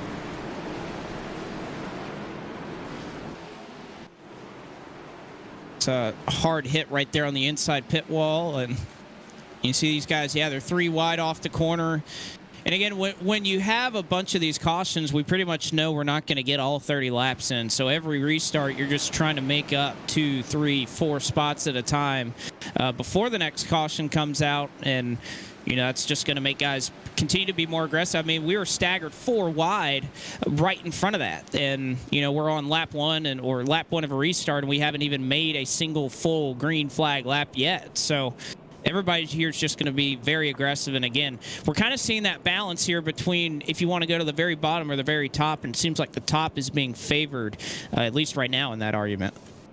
Now, Blake, this would be a great time for us to pull out some sort of predictor-type software to predict whether or not we're ever going to see a full, complete green flag lap during this B main. What do you think? A predictor-type software for a sim race? I know, it's wild. What an idea. Yeah. I don't think. So I don't know. Too hard. How about looking at a paint scheme? Let's find a paint scheme that we like. Let's start here through the field. We did this earlier, and we've got time now to throw something around. I don't know. I think the Wyatt Tinsley machine is looking pretty nice. The unfortunate numbered 666 machine, the Nature Made Kids' first vehicle. I'm gonna go simple right here. I actually kind of like what Chris Davis has got going on. I know there's not anything too complex about it. It's just a couple stripes or whatever. But I feel like in this modern day and age, we could use just kind of some more simple paint schemes like what Chris Davis has got. So, he's in the 200 car. You can see those 2 little zeros right there. But I kind of like what he's got going on there. I like the black, the white, the red. It's simple, but it's not too much. Yeah, nice, simple paint scheme, and I know we're going back towards the artistic route again, but It fits. It fits very well as the paint scheme. And the interesting thing is, can this U.S. submarine service machine get up there? Going to need some laps, I think, for Davis and several others to get up there, especially with some of the drivers having their back bumper covers ripped up in front of some of these drivers. Now, the kind of there's like a tempo with this race. Instead of being a long, drawn-out race like most races are, it's kind of go, stop. So with this restart, we're going to see them, and everyone's going to go and try and get the most that they can here. Probably going to see a wreck off of turn 2. They're playing a little bit of red light, green light here. And I think Around goes red light, red light. One. Oh. It was Ethan Murphy, the first car to get sideways, and it's the big one. Oh my gosh. They're still wrecking. Caution's been out for 10 seconds. The cone got moved 500 feet down the back straightaway. This is just a mess. So as I was saying about the 15 seconds ago before we went with the caution, it's, when the race starts, there's a tempo that's made. It is when that first caution comes out, it determines how the tempo of the rest of the race is going to be. And if it's within that first lap, it's pretty much, especially with these sim racing events, going to be constant cautions because people are going to be trying to get as much as they can as quickly as they can. I mean, look at the 11 right there. He was out of shape on the straightaway, and I just don't think he ever collected that car. And again, you can't see it too well right there on your screen.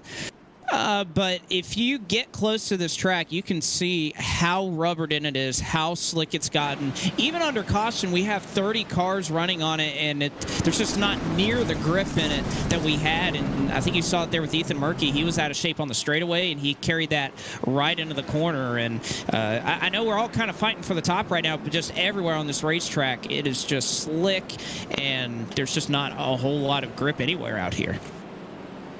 I think we should call iRacing because I think we just made the biggest crash on this dirt surface yet. I counted 20 cars involved in that accident. 20 cars involved in that accident. Well, again, it was just a bad place for that to all happen right off a restart in the middle of the corner. And it's similar to what we've talked about. Drivers were going full pace into the corner, trying to carry the momentum. They're not expecting someone to have in a situation like that in the middle of the corner.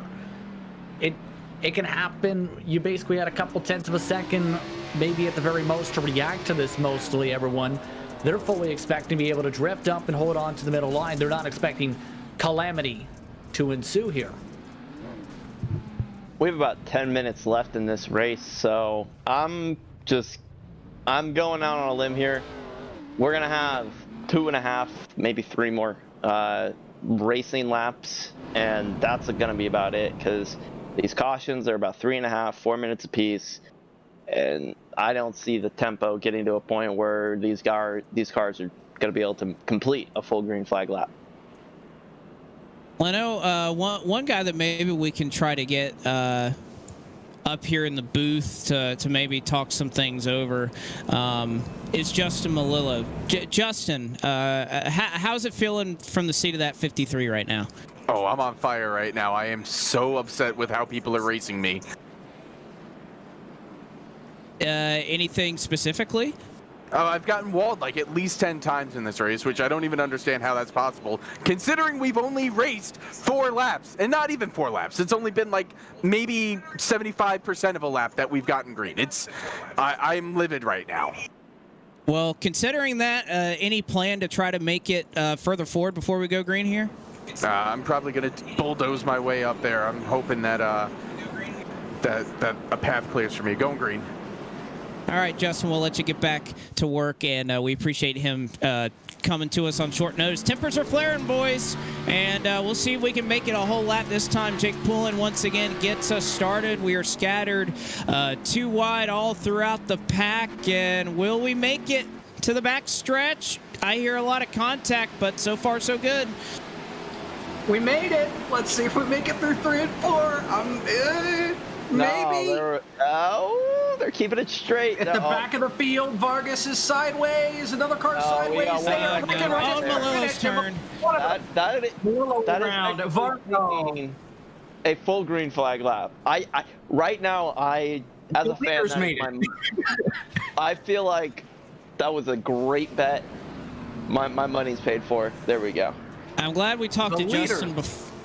I'm glad we talked to Justin before that wreck and not after it, because I think he would say some things that may not be appropriate for stream television if we brought him up here again. Part of me wants to be like, you know what, let's just bring him back up here, but I know how I get when I'm heated. I wouldn't want to be exposed like that, I guess. That had to be at least close to a dozen cars there in that one. Oh my! You have to keep in mind that many drivers, Bristol dirt is in some cases their first experience on the track. Keep in mind, or rather on the dirt side. Keep in mind, some drivers, they run mainly pavement or asphalt on short tracks, on super speedways, on intermediates, etc. The dirt tracks, the majority of these drivers, they've been picking up on throughout the entire week, whether in the cup car or the truck. And in some circumstance, you're just learning what you can and can't do. In that case, Malolo trying to carry speed, just clipped Rabideau as he tried to get up to the top line and carry that said speed. And nowhere to go for several different drivers as a result here. And again, more drivers lose their front bumper bars, and at this point, that concession stand you were referring to is going to have a few more bumper bars to be able to sell as well. Maybe they have some bumper bars at the concession stand or something? I think I've seen at least 3 or 4 of 68's bumper bars at the concession stand already. So You might be able to find the bumper bar from Bubba Wallace's car from the All-Star race last year. I don't know if that's still sitting over there or not. that Hey, one, hey. I mean, you know, if we're talking about bumper bars, there's one that's memorable, at least from this racetrack. it might be next to Michael McDowell's Daytona 500 trophy. Well, maybe. I wonder if the rest of Keselowski's Hans device is sitting over there as well. That was an ugly race. Yeah. Booth is getting toxic tonight. So there's a race going on. Yeah. Is there though? Is this a Well, race? it's a race. It's a race against the clock. We've got just about 6 minutes left in the race, and we've got 25 laps to go. Clearly, we're not going to make it to the end of this. I have a feeling we may get 1 or 2 more chances at a restart here before this thing is said and done. I don't know. I'll turn that over to our race control expert analyst, Josh Mendoza. You were asking earlier, is this a race? I don't know. I think I don't know. What's your definition? I know your boss says that all you need is a start point, a finish point, and motor-powered vehicles. But by that definition, this is a race. But I don't know. Is this a race? You know, if this is a race, it's got to be a disgrace to most other races because of the quality of this driving we're seeing. It's not good. Like this, I don't know how excited I would be, but you know, they'll get it together. We'll have a great race here in the A main. I totally expect it to be something that's just absolutely worthwhile in watching, or it's going to be more of this. We'll see. We will see. Jake Poulin, Matthews Wack, your top 2. This may be the next to last restart we get, or of course we could go green for 5 minutes. I wouldn't bet on it, but we'll see if we can, how far we can make it again. Top 6 transfer in, and they are duking it out there for round 6 as there's trouble back in the pack. But we stay green so far. They're 3, they're 4, they're 5 wide here at turn 3. That's not going to work.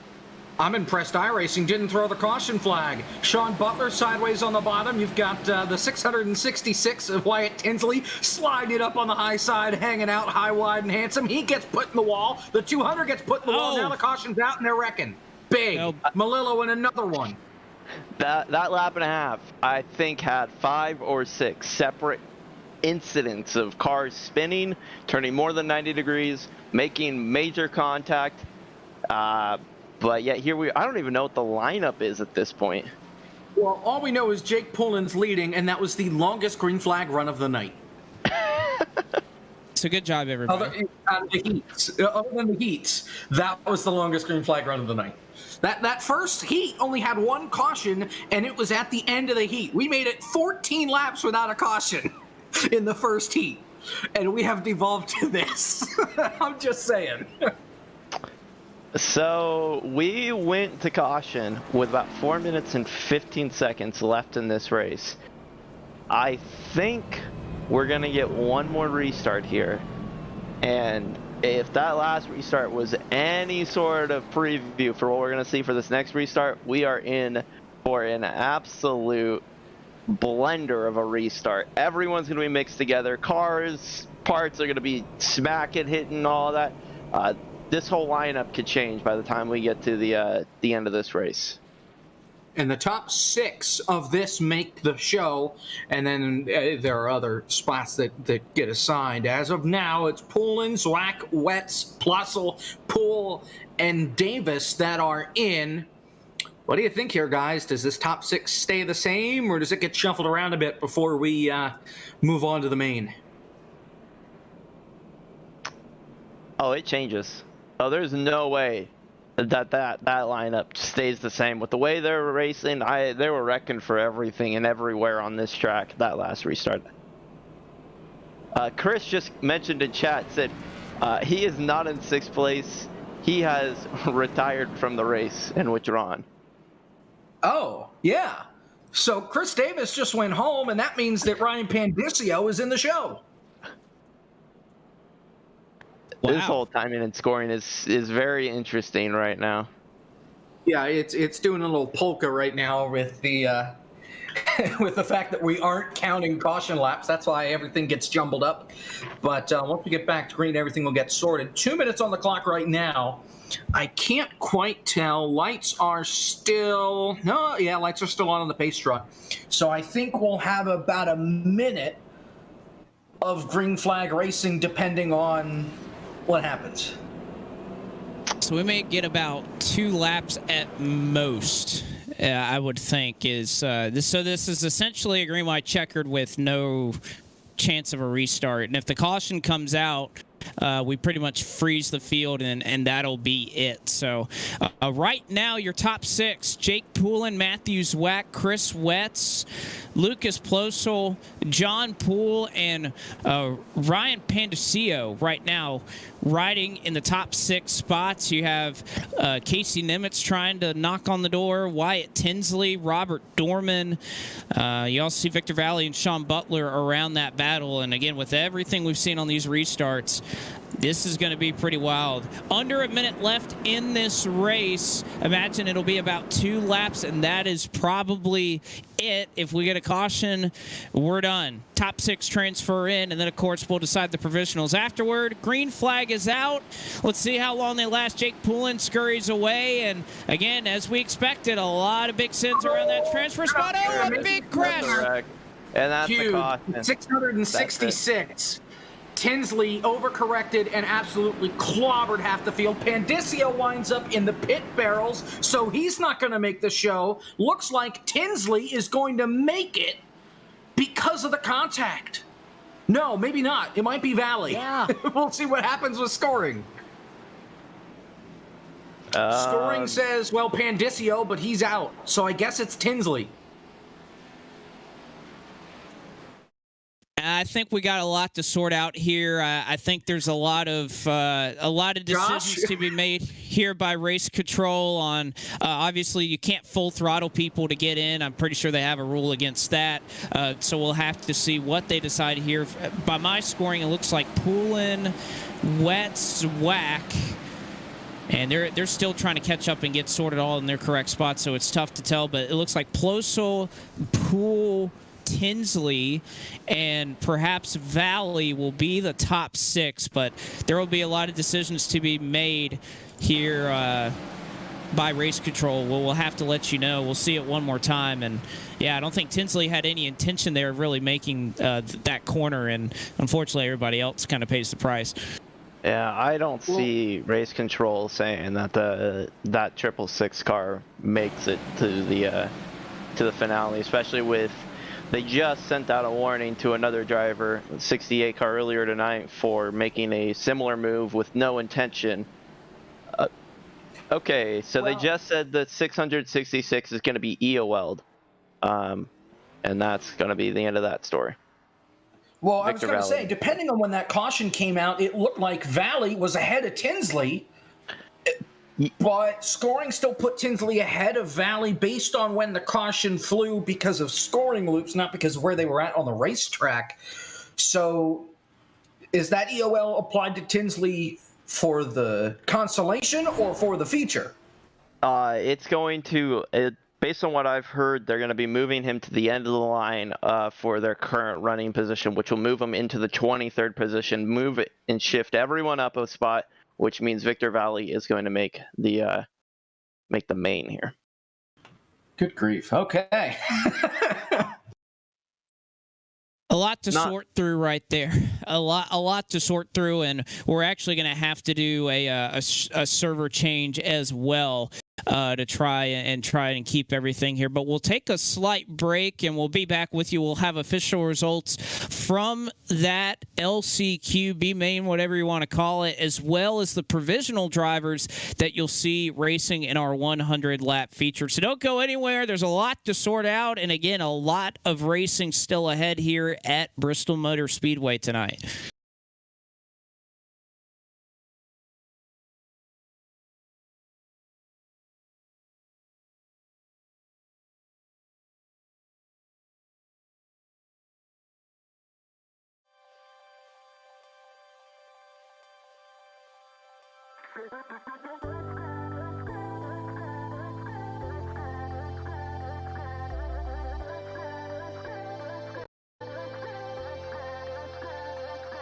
Was there something in my walk, how I talk, giving off the wrong energy?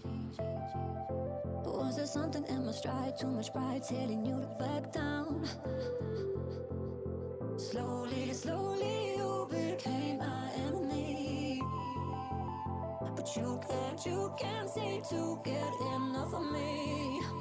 So if this is the last time, I guess I better make it worthwhile. Yeah, if this is the last time, I guess I better give it my all. So if this is the last time, I guess I better make it worthwhile. Yeah, if this is the last time, I guess I better give it my all.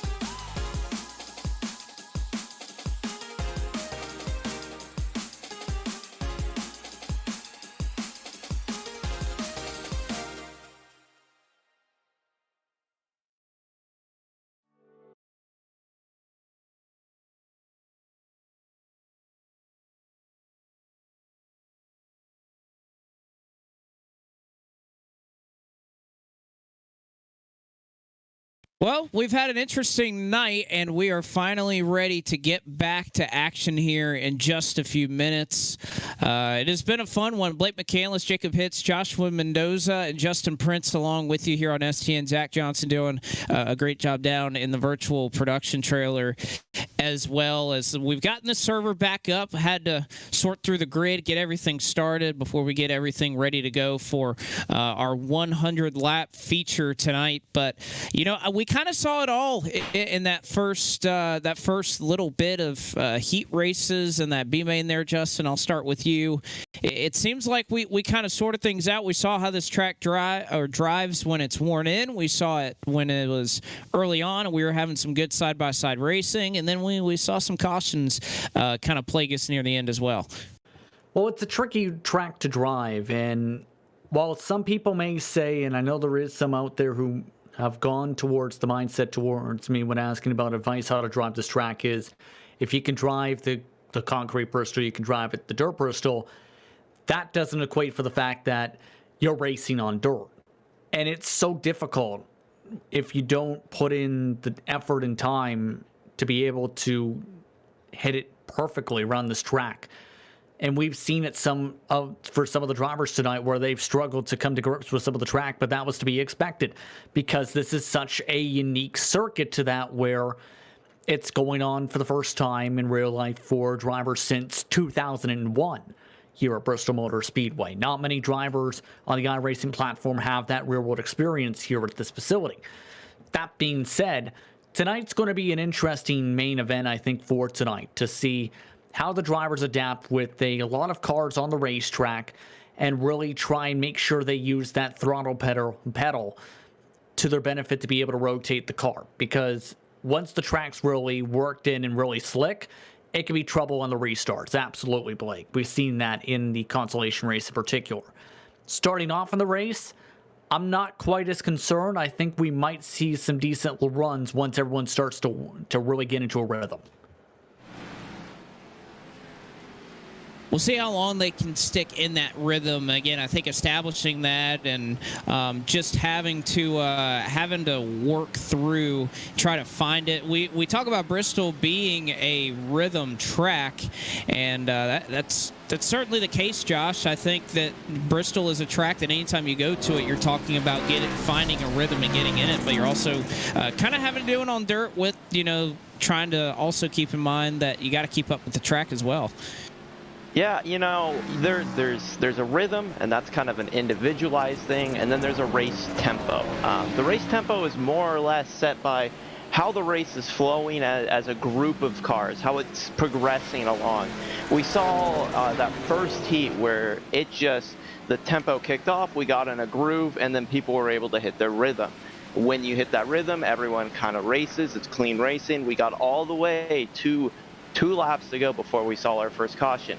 Whereas on the other end of the spectrum, we have a crazy thing with the consolation race where wrecking happens almost immediately, and then that sets the tempo up for just a insane race, constant cautions, people can't hit their rhythms, and what is the rhythm going to be, what is the tempo going to be for this main event?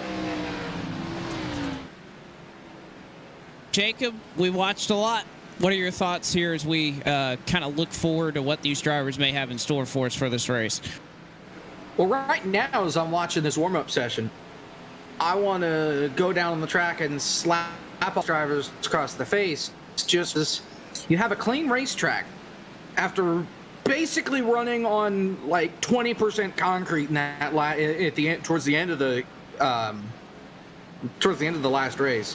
You got a fresh racetrack. And whatever we do to the track now carries over to the main show. Why do laps now? Why not just let the track be fresh for the drop of the green flag instead of digging all the dirt up, throwing it around like crazy? And, this is a 100-lap race. You're going to be driving on crap by the end of this thing. Why not prolong that instead of just digging up the whole racetrack now and then you're slipping and sliding by lap 30 instead of lap 60? That's one thing that I'm not 100% sure why everybody immediately jumped on the racetrack, because there are a lot of cars that made the big show.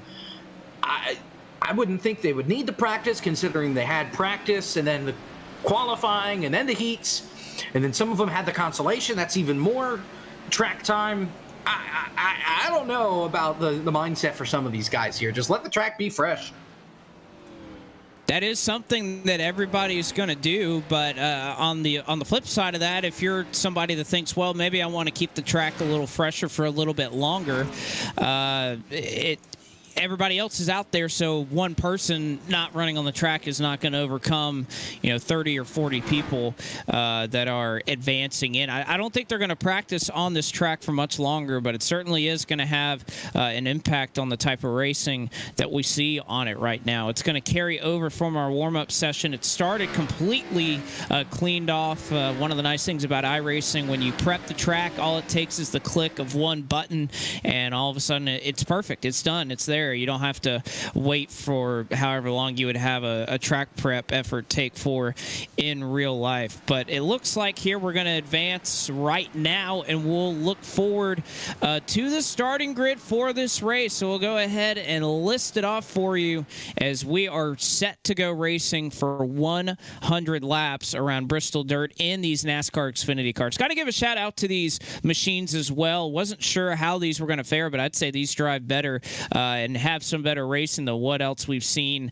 at Bristol Dirt this week. Seth DeMerchant, you remember all the way back, he won our first heat of the night. He is going to start on pole position. Mike McConville to his outside will roll off in second. Michael Frisch will start in third. Alex Kolonix in fourth. Brian Mercurio fifth. Josh Parker sixth. Tristan Hagenstein will start in seventh. Will Rogers in eighth. Ryan Doucette ninth. And Justin Prince, Brandon Hawken will round out the top 10. Ethan Corder will start in 11th tonight with David Schildhaus in 12th position, with Benjamin Fanning in 13th. Dalton Cowden will start in 14th position. Keep an eye on CP. He was quick in his respective heat. He'll start 15th with Matt Adams scheduled to start 16th. Kenny Brady starts in 17th with Stuckwish in 18th spot. Brendan Hoff shows some good speed on the bottom of the racetrack, and his heat starts 19th. Brett Pancari rounds out the top 20, Jacob. Gary Waterworth, he starts in 21st with Davey Davis on his outside. Then Kevin McAdams and Cosmin Ionescu make up 23rd and 24th. Then Jake Poulin, Chris Wetz, Matthew Zwack, Lucas Plossel, John Poole, and Victor Valley round out the top 30. Here, Josh, let's bring it home. Sean Butler is going to be taking 31st. Nathan Rabideau going to be 32nd. Ryan Naraki and Spencer Ray going to be 33rd and 34th. Justin Malillo 35th. Jonathan Oates 36th. And Kyle Short is going to be the caboose on this starting grid.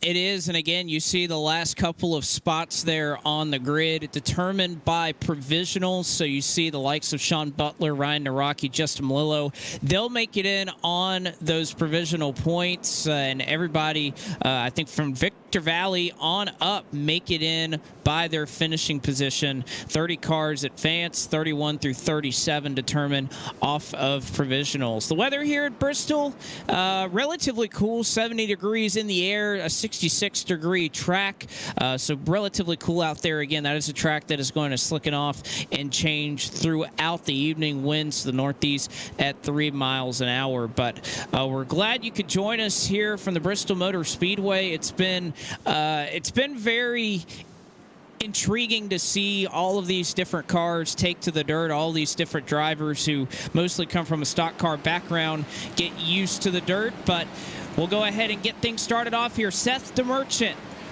on the lead, but they're going to be 3 wide now for the race lead. Kolonix, McConville, and DeMerchant side by side. It works out for the 024, who goes up to the top spot as we complete lap number 1.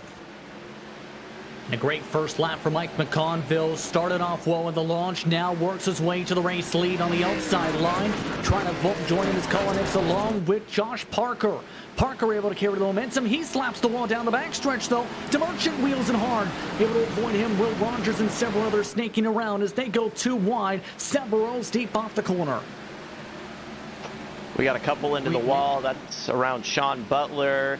And about the 32nd spot, or sorry, 23rd or 24th spot right now. But, that tempo is what I was telling you about. Would there be an early race caution, but no caution yet.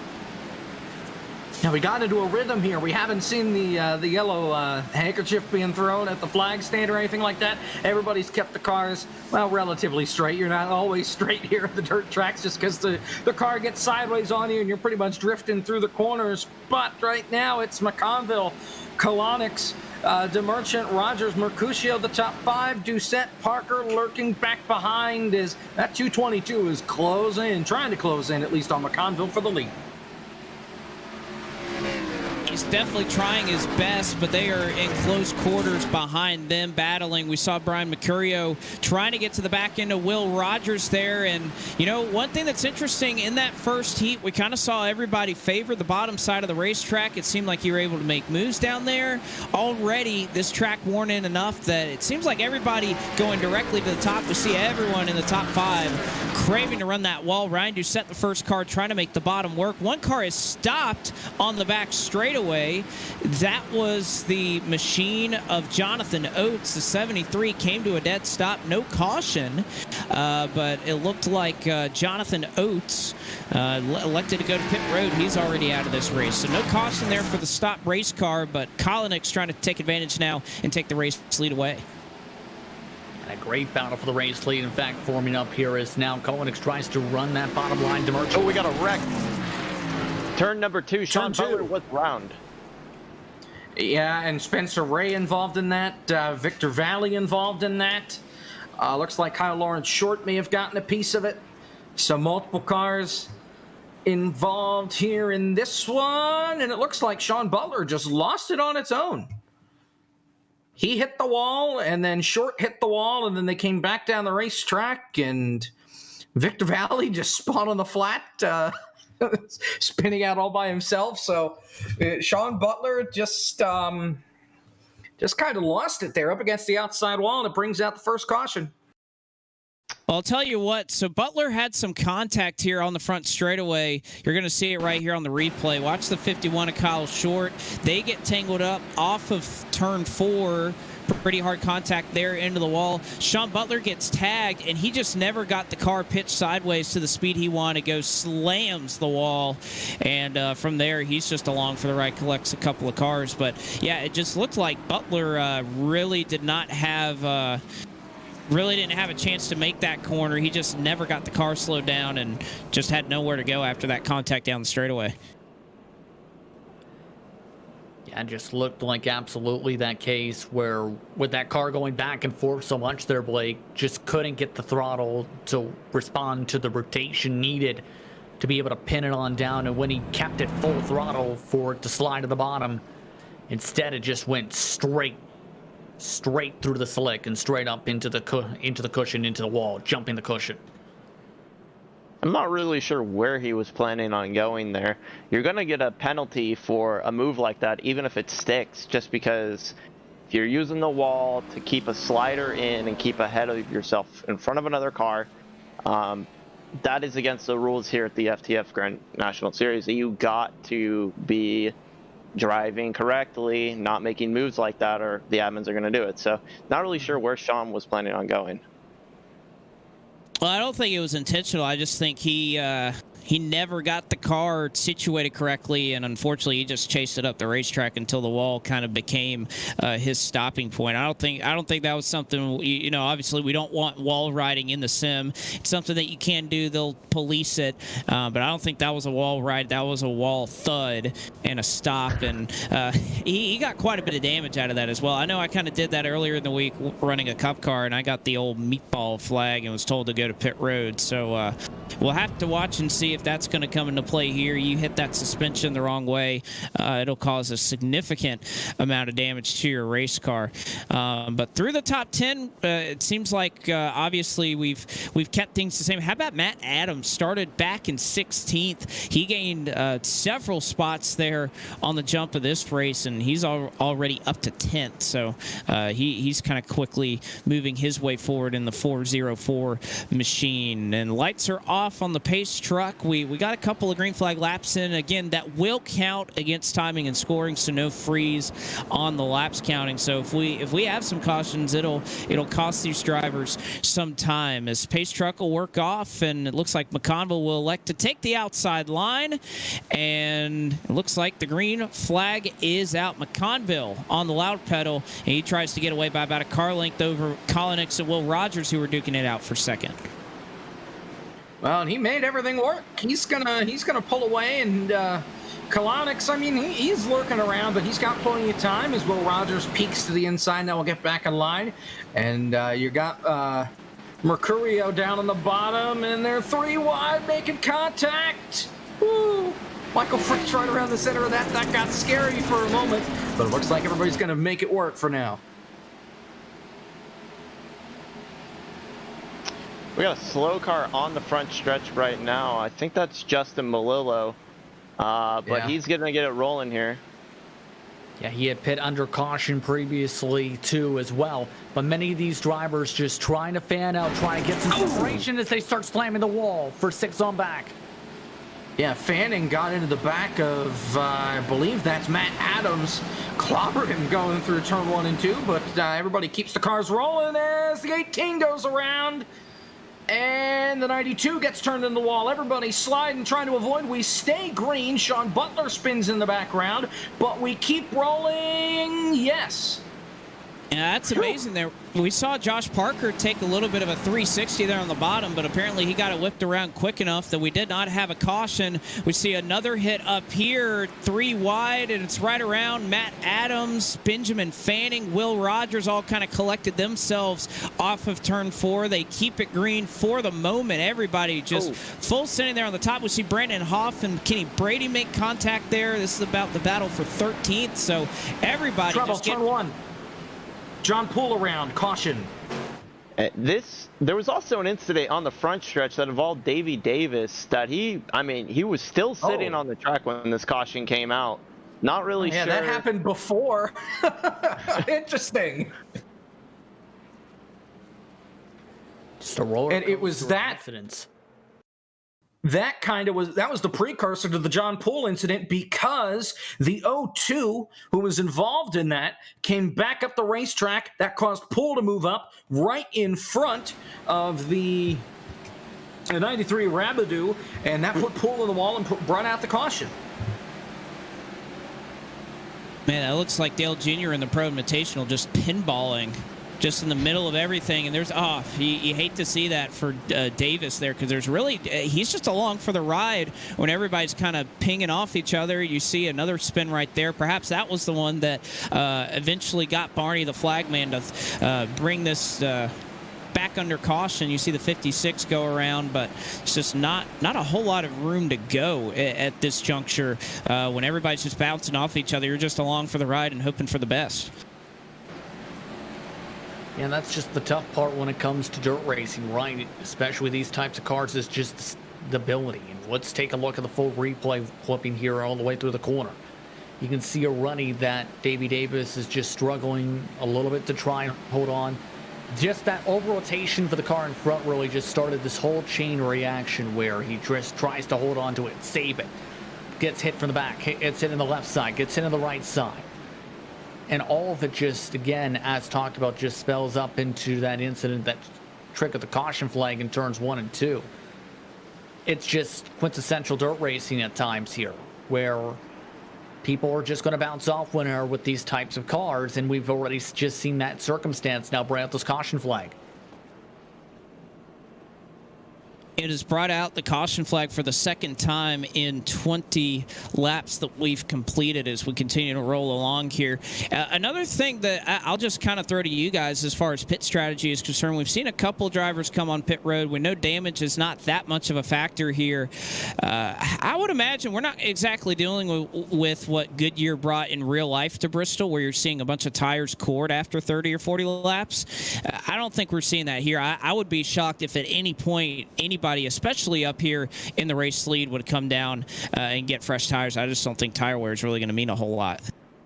Yeah, and these guys only have 3 sets in the pits, so they're not going to have a ton of tires to transition throughout the run. They only have 3 sets. So if you're going to pit, yeah, you can take tires, but is it really going to make that much of a difference? I mean, yeah, the tires are going to wear, but I don't think your tires are going to wear enough, like you're at Atlanta or you're at Auto Club, where you're driving on a cheese grater and your tires are nothing by the end of 20 laps. These guys should be able to pretty much run this whole thing without pitting. I know with experience, I was in a race a little while ago that the Cup cars ran 120 laps here, and nobody needed to pit for fuel because of cautions and whatnot. So I don't think we'll see a lot of these guys make stops. I know when we were planning our racing at the Pro Invitational, we put in 0 pit stops as our strategy, as we're green flag racing. I don't think that would have had to have been a factor. And again, that was a 70-lap race. This one just a little bit lengthier with the 100. But again, they are just jockeying back here for position throughout the pack. I'm looking at a 3-wide battle for around 10th. Ethan Corder, Brian Mercurio. Or actually, no, excuse me. That is Brian Mercurio. Brandon Hoff right there. Man, they are just bouncing off each other in the back. And Trouble I think Sean behind Butler's him. gotten spun. Yeah, and he's all the way down to pit road. Looks like Justin Melillo also came to a stop back there, so we'll do this again. And that was just as Seth DeMerchant had made the pass for the race lead as well, guys. So good timing, I guess, for DeMerchant to be able to make the move up in front. Just was bouncing a little bit side by side coming into turn 3 and timed out a slide very well after, Colonix and him both slammed hard into the outside wall against one another.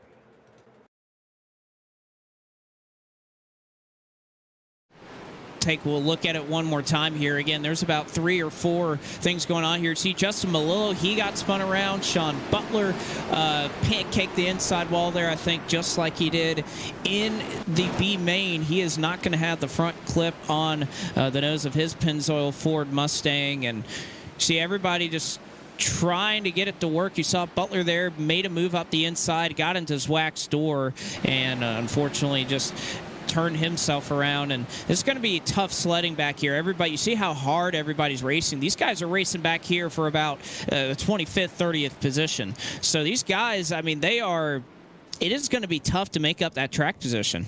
Very tough.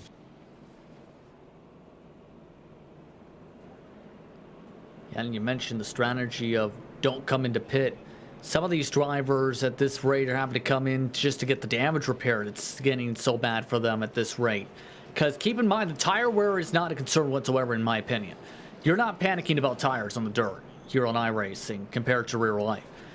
For this, if you lose a lot of parts on your car, this is where that's the only reason I think you come in at this point. And that's unfortunately the case where Melillo and Poulin have to do that because of how hard some of their contacts have been so far. Compare that to some of the others, you're staying out unless the engine expires. Yeah, I think you have enough fuel to make it all the way to the end here. I mean, with the amount of caution laps we're running in here, you don't have to worry about your tire temperatures getting too hot. I mean, we're seeing a rubber buildup, so the track is going to move around, but I really don't see, outside of damage, why you would need to come down pit road, at least this early on. Yeah. And I know in official races too here, and this is more so, I should say, in the truck, but that's a 90-lap race, and people were under the mindset of, we're going to get enough caution flags to make it under gas. And that was around 50 to go when drivers were saying, oh, I just need one more to make it. This is the kind of scenario where drivers can just save the gas and be able to not have to worry about that whatsoever.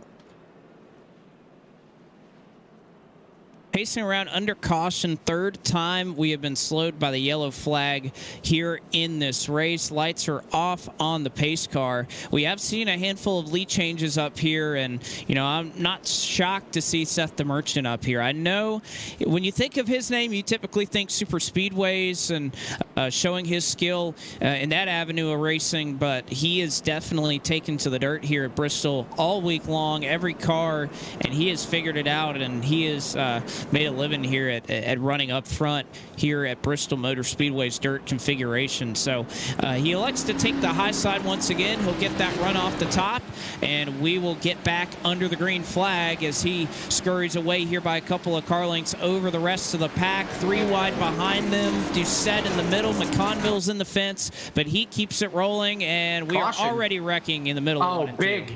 big wreck in turn 1. Pulling involved, Rabidou, Spencer Ray around, and Justin Malillo involved in yet another accident. Yeah, that was looked like the 93 was the cause of that incident. And Yeah, Rabidou just lost it, Yeah, and then there's nowhere race for anybody control. else to go. The race control guy is saying who caused it. I mean, we'll look at this replay here and see how right I might be. No, you're exactly right. Rabidou just got sideways, slid up the racetrack, and unfortunately the guys behind him couldn't get slowed down in time and wound up piling right on into the 93 car. Look at that, and there's the racer trying to say that race control isn't right, but yet once again, race control making the right call. I wasn't saying you were wrong. I'm just we're not supposed to be biased up here, you know? Not just supposed to say, oh, well, that guy did it. Right? Well, I've looked at the replay and rewinded it, made sure. Plus, as I was saying it, race control in my ear assured me that, yes, that's who it was. I'm not trying to throw blame. I'm just saying where the root of the incident started, and that's Yeah. there you go. I think honestly, you might, if we can take a listen in on this too, it's going to be a good a pixelation of what happened here too with that just losing it is he goes from going normal pace on the bottom of the racetrack to rebel winner. Ooh. Yeah, I mean, that was a very quick spin. He was on the throttle the whole time, so that track slicking off, it makes the difference. And this is, the track is already kind of the conditions that we saw in the B main, isn't it? Where the top is worn out, the bottom's worn out. He did also look like he may have made contact there with the apron, which perhaps didn't help things, but there is definitely not as much grip as there once was at the bottom and at the top of the racetrack.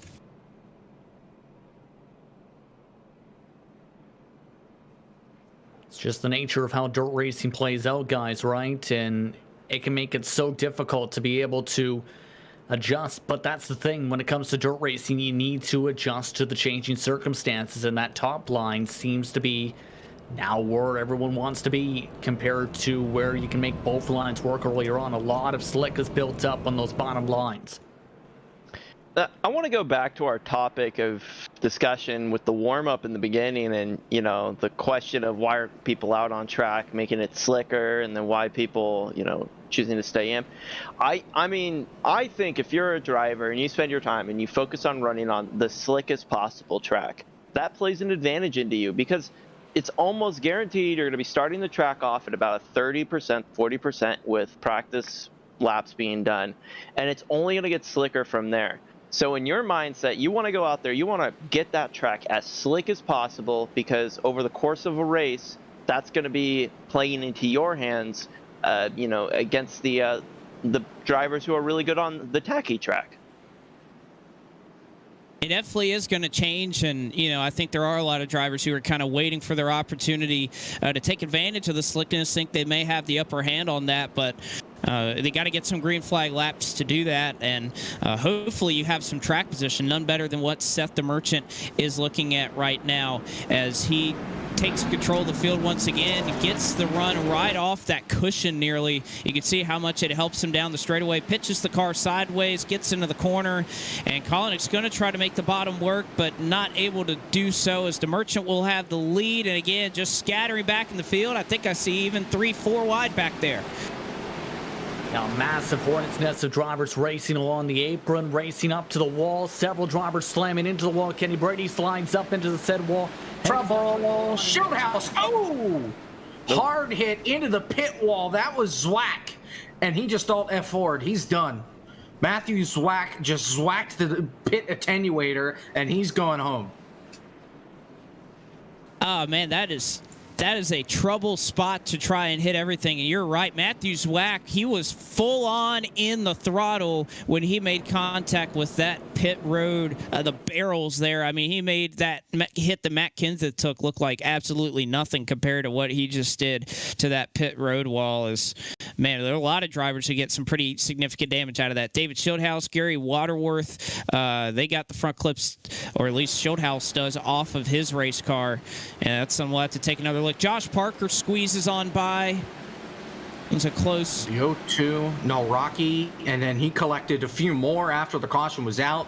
Rabadoo, and yet another one. I just heard, as I was listening, somebody's engine grenaded down towards turn 1. So this definitely going to whittle the field down a little bit. You think that, but I just, with how much damage there is and how much these cars can sustain, obviously Zwack, he's going to go behind the wall and probably take it to the garage, and he's likely done. But for the most part, I think everybody else, you may be slower, but you're not gonna be too hurt by it. I think a lot of these guys are going to continue going. But while we work under caution flag number 5 here as we approach lap number 40, we'll go to break. Seth the Merchant, Ryan Dissett, your top 2 running here at Bristol Motor Speedway on the dirt.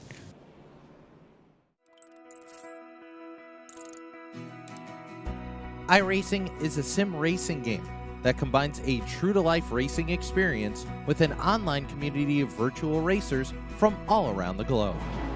iRacing offers a multitude of officially licensed cars and tracks, laser scanned with millimeter accuracy.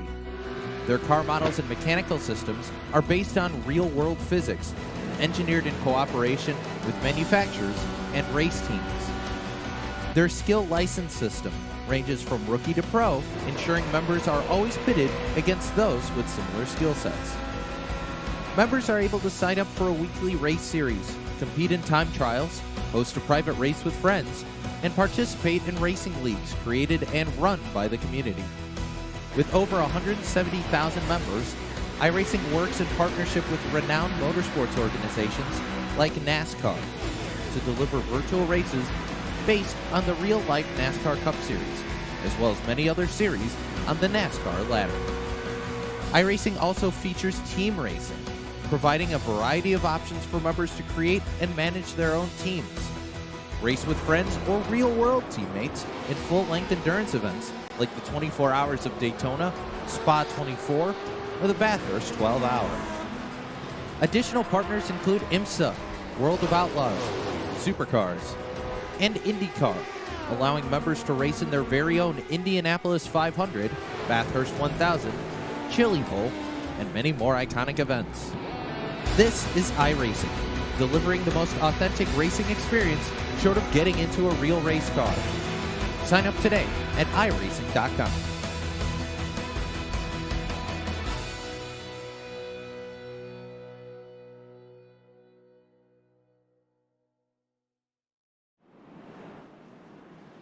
And back with you here from Bristol, Seth the Merchant gonna get us going here from Eldora. Green flag is out. Please never do that again. I felt part of me die with that. I'm at the wrong racetrack. Oh, we got and the caution's out. We got half a dozen cars involved. Spencer Ray piles in under the caution. Cosman involved in this one. He keeps it rolling, though. Gary Waterworth, his car, and John Poole are the last 2 in turn number 2, and we are under caution again. So It's a collection. Yep, we've got a new leader too here, guys. On top of that, because the timing of the caution flag, Ryan Doucette got the run on the high side and was able to get around Seth the Merchant, and that may have an impact on what line people choose in the future here for this race with that move on the outside. We'll have to see if that affects that lane choice, because, again, that's so important. But you see a couple of drivers. It all starts around the 12 of Gary Waterworth, who kind of did what we saw a little bit earlier. You clip that apron, it gets you out of shape, and then you're in the slick, and it just doesn't help anything. You see he kind of starts that, gets turned 90 degrees sideways. Unfortunately for Ian Eschew, there's nowhere to go. Butler gets involved. The 13, David Schildhouse is back here. So we've seen it time and time again. That bottom is really treacherous there if you scrape that apron, even without the dirtles. Now, I've said it time and time again, but tempo in this racing, especially here at Bristol Dirt, is going to determine how the racing is. We seemed like we were picking off to a good, nice, chilled out race. It was going to be clicking laps off, and then we got that first caution, and then we got that second, and that third one, and that fourth one, and all these drivers, all they need to do is just kind of settle in for a lap, and once they get those first, second lap done, they'll be able to kind of get into that rhythm and go out there. But until they're able to do that, I think we're going to be seeing more of this. More safety car. More safety car. And that is quintessential racing, is watching the beautiful iRacing pace truck make its rounds around Bristol Dirt. I say safety car. I've been watching too much Drive to Survive. Well, the good news is that at this point in time, whatever the caution number is for this race will be the Bristol Dirt record until NASCAR hits the track tomorrow, potentially. So we could be setting it here tonight. We'll see. It's going to be really tough for them to get that race in. I know there's really not a lot of opportunity to dry that track, not a ton of sunlight. Probably going to be in the forecast for tomorrow. Even if it doesn't rain, we'll have to see if it's good enough for visibility's sake for the drivers to be able to get there. But again, that's a question for tomorrow. The nice thing is here in iRacing, we don't have rain yet.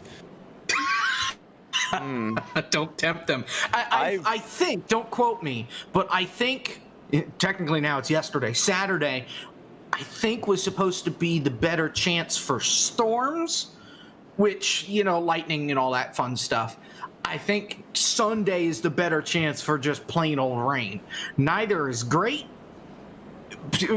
Without the lightning, though, that at least gets rid of the whole lightning clock nonsense. Well, not nonsense, but it gets that out of the equation, so then we're only worried about stuff falling from the sky instead of lightning. But here we go, green flag. Green flag, and Ryan Doucette elects to take the top to Merchant. Got a great restart there on the bottom, and he's just going to slide in line as we've continued to see these two kind of go back and forth for the race lead, and everybody's duking it out behind. I see one car off the wall, but they keep it together at least for the time being, and now Michael Frisch going to try to make a move here for second, and DeMerchant's stuck in the wall. Frisch is going to go by for third, and Kolinix is going to go by for second. Oh, we've got one on his side. It's Ethan Corder. He goes down and hits the inside wall hard, and the caution's out. And now they're wrecking in turn one.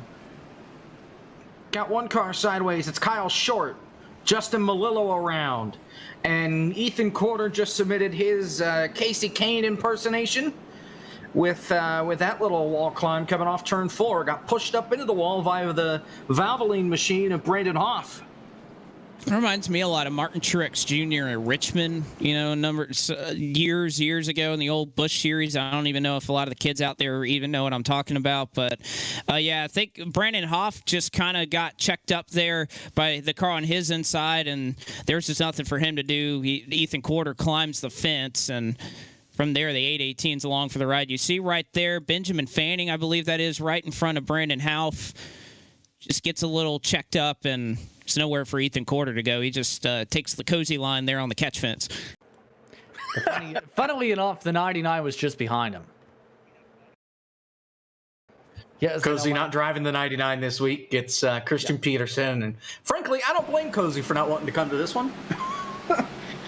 I got bored, so I decided to count the amount of cars that don't have a front clip.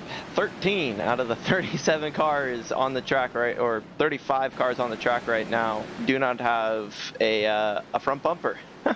So more than a third of the field doesn't have a front clip right now. For those of you counting at home.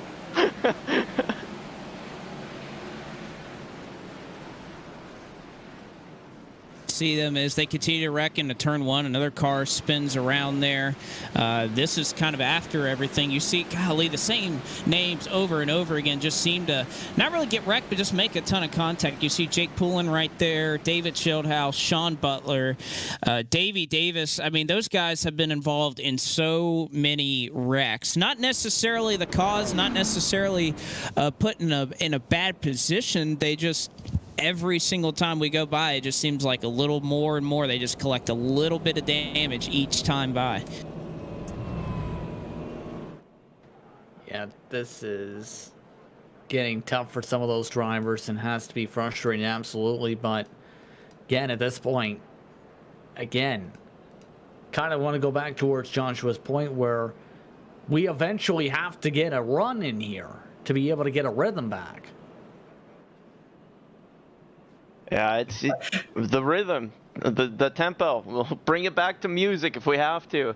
I mean, we're not in Nashville or anything like that, but you got to find that tempo, because if you're not finding that tempo as far as as the group of racers, nobody's going to find the rhythm, and we're just going to be sitting here, giving the wonderful fans here a wonderful show of cars rolling around at 40 miles per hour. What time signature are we talking about here? I don't know. Right now, it's feeling like 40 beats per minute. So that's not a time signature, but yeah. I don't know music. I never took music theory, so. Oh my! All right. Well, God. Well, this race has just been wacky, so I'm gonna go with something obscure like 8:10 or something like that. Just something that's just way out there. If we were kind of rolling along steady, you'd have to say 4-4, or maybe, the way these cars could kind of slide job, you could say 3-4. We get a little waltz going, but yeah. It's definitely not like Pirates of the Caribbean. It's not 12-8. That much I know, because we keep stopping. We're green. Oh, Lord, 12-8. Well, let's see how we go. We'll hope there's not a rest in here soon if we're going to continue talking about music theory. Ryan Doucette, Seth the Merchant right now, your top two. Collinix there on the bottom trying to make it work. He's able to make his way by Michael Frisch. Going to slot there in fourth, and behind him they are, again, just leaning on each other all throughout the pack. Lucas Plosel says, I'm sorry, I'm not sure what for. And Mike McConville's up into the fence, and Parker gets spun. Almost a near image of Sean Butler's wreck, but we are going to stay green. Why are we staying green for that one, but not for Butler? Oh, whatever. Here we go. We're still rolling. Battle for the race lead is heating up, though. Here comes Seth the Trouble, front straightaway. McConville around. Another car into the inside. That's Kenny Brady. And that's not Rabidou. Brandon Hawken also involved. So yet another caution flag. And there's the rest we didn't want. How many measures is this one? That's the question. As Mike McConville gets tagged there, I think off of turn 4, you saw McConville slide up. Brady just kind of drives into the back of him, and they just get locked together there. Brandon Hawken, nowhere for him to go. He gets tagged, so really a 3-car incident. It's good luck for Josh Parker, who gets to kind of catch back up to the rest of the pack after he took his spill off of turn 2 and into the pit road entrance before he came back on track. But oh boy. Oh boy, then some.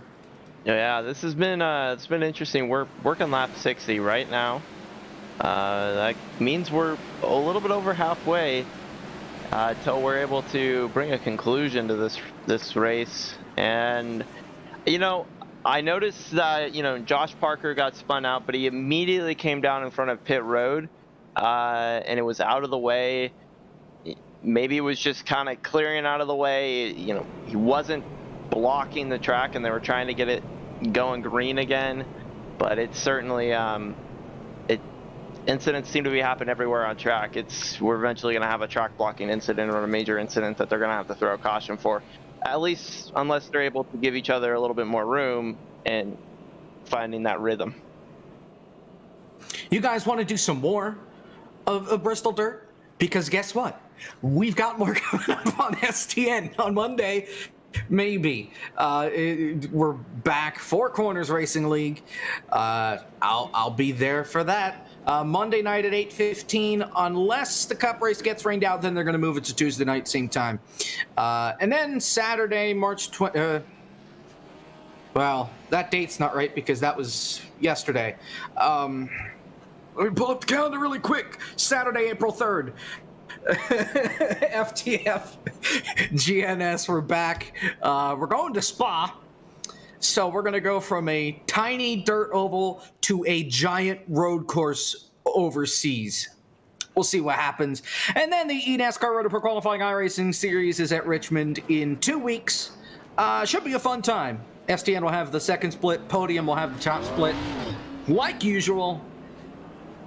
Should be a fun time. Yeah, it should be. We're just about to get Richmond dialed in with the team and all that. Get the car ready, get the truck ready. Try to get some momentum after we came up just one spot short at Atlanta. Had a good run. It was a lot of fun. Hopefully Richmond will be the same. And it'll be the first track that isn't a mile and a half long, so we might actually see more than one or two cautions in both top split and second split. I hope it's not as messy as other races can be at short tracks, but a yellow every now and again wouldn't hurt.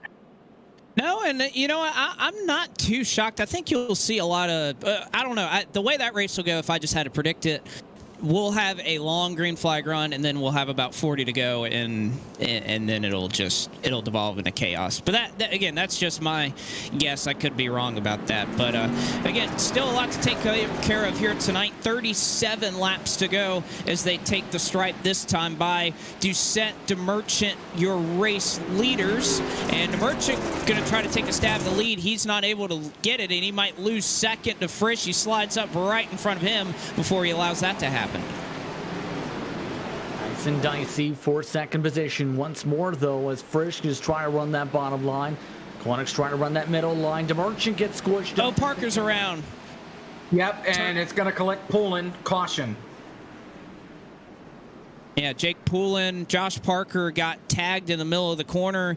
He came down the racetrack as he got hit by Mike McConville, and unfortunately he tagged Jake Poulin in the right rear as he fell down the racetrack, spins the 0-0 out. Again, this was battling all the way back for 32nd position where this happened, and unfortunately that's really what we've had. We've had a couple of big wrecks, but it's mostly just these 2-3 car incidents here that have really just taken place at the back of the field that have been slowing us down all night. Yeah, it's just an air pinball effect once more. Parker gets the run, hits McConville, never gets it fully straightened out, and actually slides to the point where he carries a ton of speed into Waterworth and ends up collecting Poulin as the bystander there.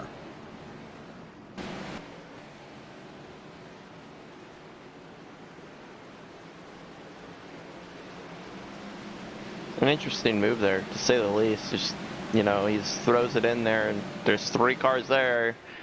I guess he... It was an interesting move, didn't stick it, and that brings out the caution. Caution flag out yet again, and you see Parker try to make a big move here. He just sends it into the back of Gary Waterworth, spins around. It's a tough thing to do. I'd hate to look at the incident points after this race, because I imagine they'll be up there.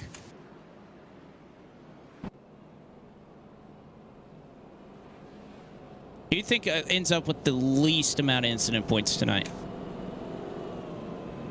The least? How about Alex Kolinix right now in second? He's been up there consistently all night long. The iRacing pace truck? That's a good guess. It's not a bad guess as we work under caution flag number 9 of this race. And we unfortunately, just because of all these caution, we've definitely seen the track continue to take rubber and moisture out. But I really wanted to see this race when we really got to work this tracking, because I still think that top, you see the cushion up there, it's definitely usable up there still. I wanted to see if we could get that top lane used in too much, but I just think with all these cautions, we haven't had the chance to do that.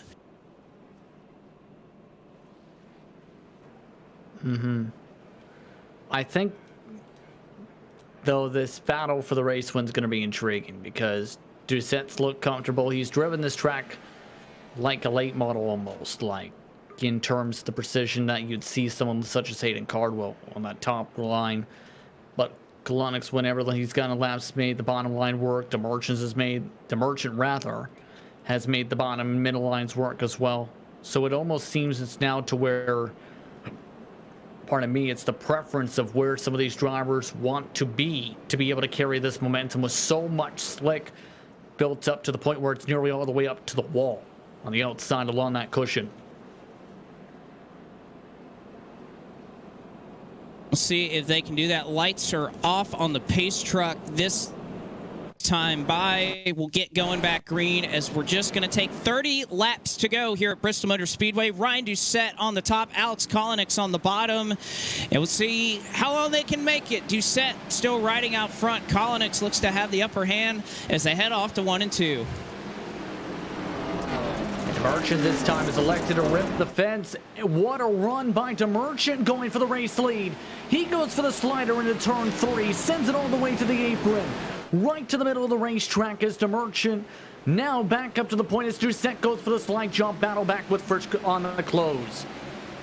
That was an incredible move. Like, he had his superhero cape on, blowing through the wind, and he's going to try and make a similar move here down the backstretch, see if it pays off for him. A little bit of contact made. DeMerchant will go once again. He's on the flat in 3 and 4. Oh, he may have lost the tail end of that race car. He has to move up to avoid the pit road wall. And you see all the time that he lost right there. DeMerchant falls on back. And when he falls on back, the caution is out. Shieldhouse McConville is in the barrels. So that's the second car during the main event that is wedged in the pit barrels. Justin Malillo involved in another. Looks like Malillo caught the apron a little bit, got sideways, nowhere for Shieldhouse to go, and McConville nowhere to go, but straight for the barrels. Well, I was gonna say we were gonna be here for a while because they gotta pick up all that sand from those barrels, but we are at the dirt track, so I guess they could just leave it there and keep rolling. They're probably filled with water instead of sand. Hopefully they've learned. That is a hard lick right there. Yeah, that's a potential race ender with that hard of a hit possibly to the barrels. Well, he's still rolling. I don't know how the car runs, but he's still rolling.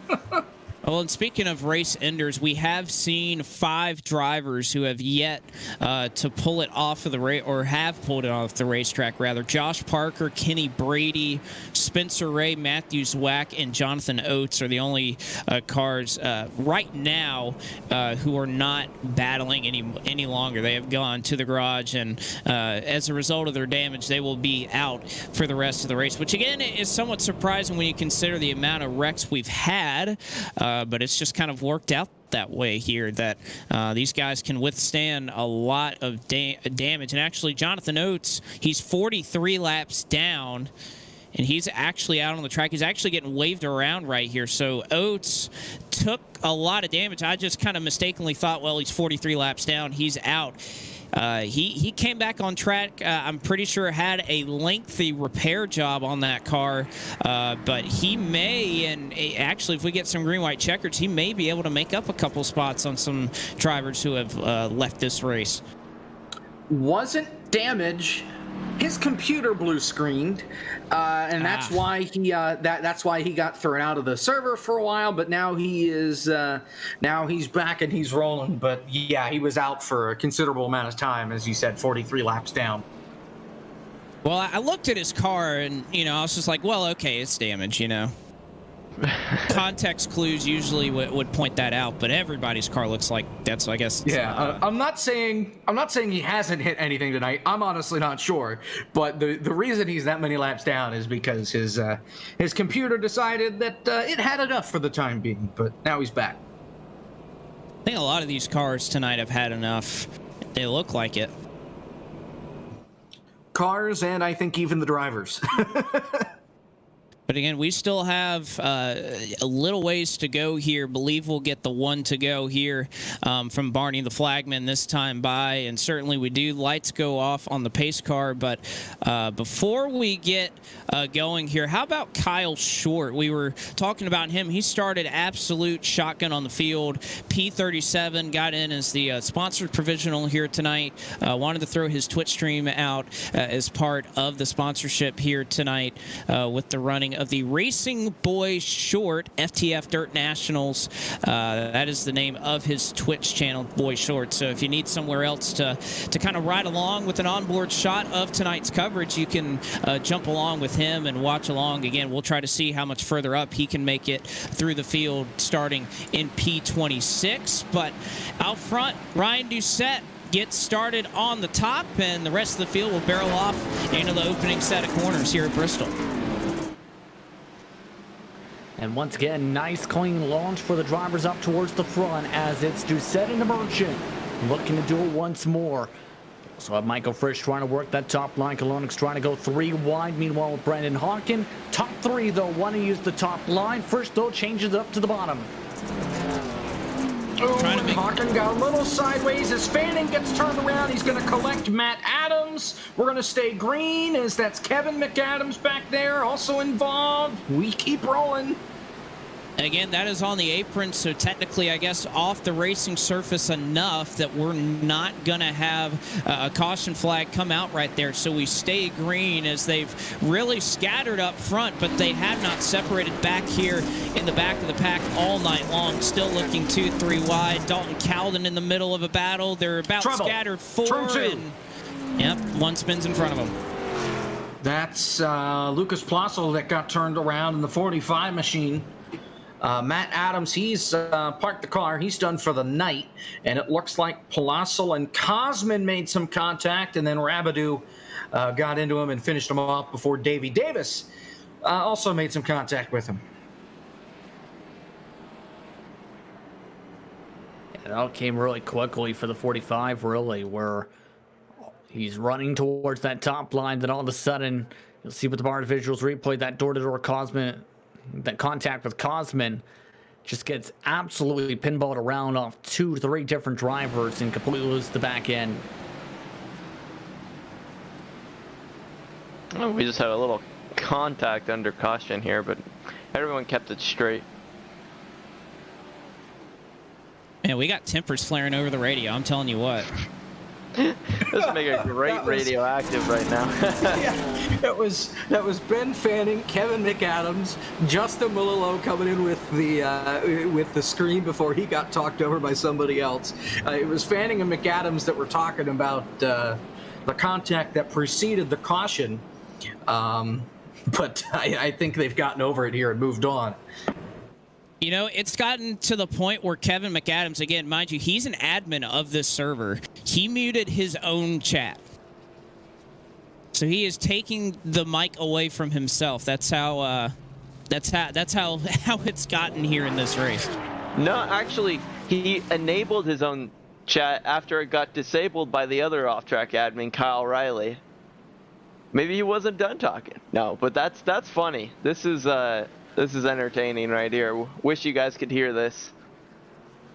I don't know if they want to hear this, honestly. It's a bit chaotic. Drama sells, man. It sells.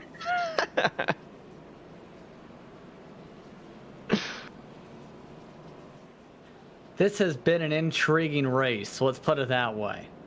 You know, I want to connect this to real life. I know it's not, you know, we're not the same level as the Trek Series and the Cup Series drivers, but I'm curious to see if the tempers are going to flare just as much in real life as they are in the sim tonight. I would say yes, but the Xfinity cars aren't running, so nobody's going to go and fight Noah Gragson after the race. Oh, so, good point. We're kind of out of luck with that. Trucks, I think, could definitely get angry. I don't know about Cup. If somebody gets dumped, maybe. But if everybody's able to keep it clean, I think it'll be a rather relatively tame weekend. Let's put it that way. I once again, Team Chaos. I wouldn't mind a little bit of anger over the radio for a good radioactive afterwards. I wouldn't mind a good old helmet tossing event. Ooh, that would be fun. Haven't seen one of those in a while. Last one I can think of is Smoke here under the lights in 2012. But well, I say that, but there have probably been others in other series more recently. But nonetheless, here we go. Here we go. 15 to go. Ryan Doucette, Seth the Merchant. Green flag is out, and Doucette, as we've seen the leaders do, takes advantage of that high side restart. Not a bad one for Seth the Merchant right behind him. And, oh, we got cars shoving each other in the fence, and we're already wrecking in the back. Yeah, Kyle Short got turned around. Oh, no. He got turned by Gary Waterworth right in front of Kevin McAdams. He got collected. I think Jake Pullen got a little piece, maybe. Not that big, all things considered, compared to the 20-car wreck that we saw earlier. But we're driving. Take a look at it one more time here. I think he's going to slide up. He goes from the middle to the top and makes a little bit of contact right there, and unfortunately just gets tagged there by Waterworth, who just, I don't think could slow down his momentum in time. Have to give credit to Jake Pullen for a great job in avoiding this. Look at this quick cut right there. Just able to get a quick job in to avoid major contact, adding more damage. Gains him a couple spots. How many cautions does that make this? Is that the 11th caution, 10th caution? I was gonna say we were on caution 9 about 3 cautions ago, so I think we might be on 11 or 12. So I just did the math right now, and on average, we're about 35.5 seconds is our average lap time here. A green flag lap here is also 21 seconds, so that kind of gives you an idea where we're hanging at as far as race pace. It's a really slow Do we have tempo. trends? Is that a 3.5 tempo, or the whatever the music thing is that you were talking about? 3.5. Ooh. That'd be tough. I'd say 3-4. I don't know about that, just because that's like funeral dirge slow. I mean, it feels like that. Yeah. It can confirm 12 cautions for 58 laps, so almost 2/3 of this race thus far have been under caution, and we've had only 7 lead changes. Now, and I think we're not at a point where we would eclipse. I believe we had 18 cautions when we ran. It was one of the short tracks. I can't remember if it was Myrtle Beach or if it was, I think 5 flags. We may have had that many. So I don't think we're close to setting the new record for the season, because we've had a couple of those short track races that really did a number on old Barney the Flag Man. He's definitely earning his keep this season in the Grand National Series presented by Bar Visuals. But that's part of what makes this series fun, is they run so many different combinations. That you take an Xfinity car to Myrtle Beach and many different tracks that a lot of these guys aren't accustomed to running. We ran at Road Atlanta, I believe, last week. So we're always going to kind of different places, and Bristol Dirt is obviously in line with that. Now, well, and Barney's going to get a rest for next week because we're going to Spa. So if you have a full course yellow at Spa, you're in trouble. Yeah, no kidding. Now, was the Myrtle Beach or whatever the one with 18 cautions, did they count the caution flag laps at that short track? They didn't for the heats. They did for the feature. That's Gotcha. kind of the rule this season. As we're going to get started here, Demerchant and Doucette already laying on each other, and Demerchant going to try and jump the restart as much as he can, but you see that cushion up there just gives Doucette such a run. Demerchant able to get to the top of the racetrack. We'll see how long they can try and settle things out. Not very long. That was right on the front stretch. They didn't even get to turn 1, and he was already around. Let's see here. He gets turned down the straightaway by... Is that... let's see. That's Kyle Lawrence Short. Oh. And Ben Fanning is angry. I mean, he blew his engine. He has every right to be angry. Once you. Well, he was angry at Kyle Short. He was angry at Kevin McAdams. You see there, the 96 is a little sideways. I think so is Kyle Short, and pow, that is a tough enough hit that it is gonna put that engine up in smoke, and I think that's going to be something that team may not be able to repair. Well, the car has now stopped smoking, it looks like, and he almost missed pit road. He hits the cone. That'll be a penalty.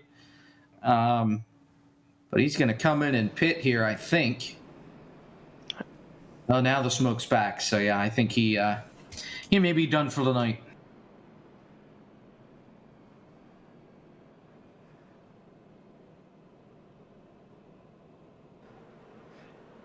So Jonathan Oates, who was previously in P37, the last car on the scoreboard, has now moved up to P35.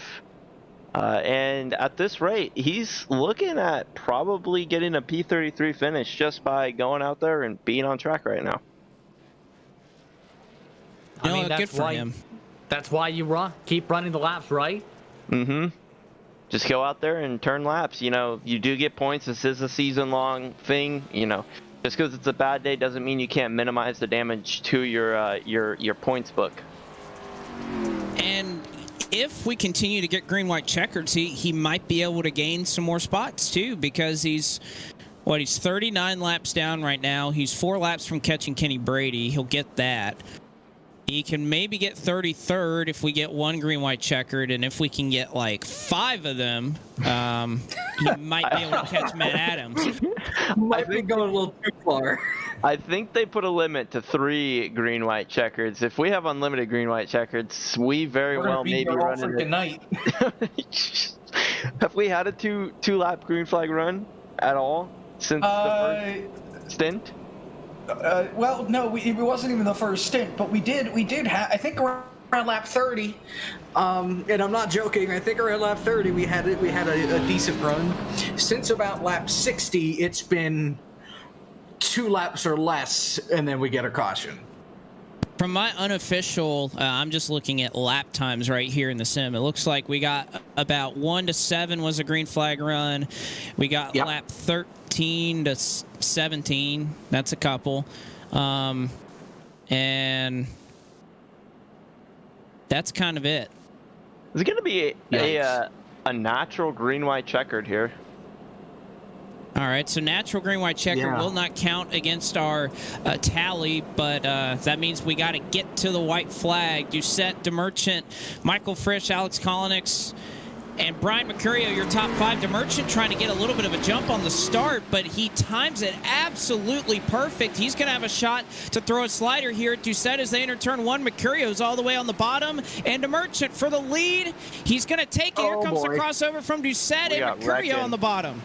Oh, big wreck behind him. Huge wreck. 6, 7 cars. We're still green flag. The track is blocked in turn 2. We are still green. They're wrecking again in the middle of the pack coming off turn 4. Are they going to get the caution out? No, we're committed. Last lap.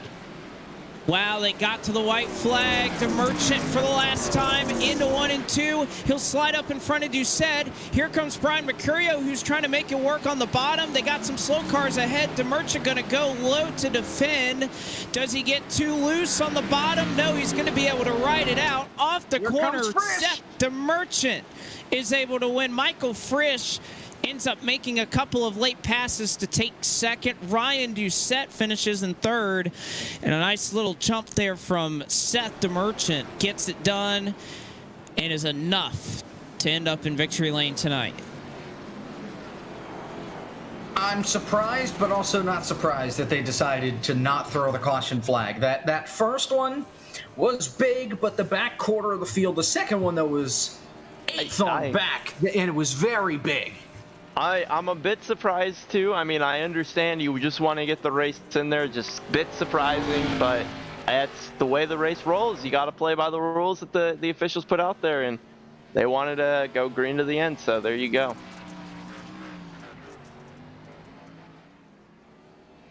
Well, you know what? It wouldn't be FTF if we didn't have drama and implications galore. A lot happening there at the end of that race, and that shuffles up this entire running order that we'll see because a lot of drivers kind of had to deal with some stuff there on that final lap. But up front was the place to be. Seth the Merchant ends up winning the race. Michael Frisch brings it home in second. He started in third and kept it there. Ryan Doucette finished it, or Michael Frisch to second. Ryan Doucette in third. Brian Mercurio fourth. Alex Kolonix in fifth. Brandon Hawken brings it home sixth. Christian Peterson seventh. Eighth goes to Ethan Stuckwish. Ninth, Davey Davis caught up in a lot earlier on in the race. Nice to see him rebound for a top 10 in the 84 of Cosme and SU rounds out that top 10, Justin. 11th spot goes to Ryan Naranki. Nathan Rabideau finishes in 12th from 32nd starting position and being involved in several incidents. What a recovery for him. Jake Poulin finishes in 13th. John Poole 14th. Sean Butler, Justin Malillo, Tristan Hagenstein, Kevin McAdams, Kyle Lawrence Short, and Will Rogers round out a wacky top 20, Jacob. Lucas Plassel's going to finish 21st. Victor Valley 22nd. Brent Punkari 23rd. Ethan Corder finishes 24th. Brandon Hoffman 25th. Gary Waterworth 26th. Mike McConville started on the outside of the front row. He's going to finish 27th. David Schildhouse, rough day for him. He finishes 28th. 1 lap down in 29th is Chris Wetz. 2 laps down is Dalton Cowden in 30th. Here, Josh, take us home. Going on down from 31st, we got Benjamin Fanning, 32nd, Matt Adams, 33rd, Josh Parker, 34th, Jonathan Oates, 35th, Kenny Brady, 36th, Spencer Ray, and then all the way at the back of the pack in the caboose of the final running order is Matthew Zwack. And Matthew Zwack finishing 65 laps down in this 100-lap feature. And we're going to catch up with a very thrilled Seth the Merchant. Ends up in victory lane. And Seth, that final restart, you ended up making the moves to get it done. How were you able to do it on such a talented driver in Ryan Doucette? Yeah, just finally timed it right to be able to stay with him into the corner. And I knew my only shot was probably into turn 1 because he didn't have full momentum to make the top be as good as it would be if we did it in turn 3, and I was able to get up in front of him, and then the slider game was on, and I just was able to prevail off the green I triggered.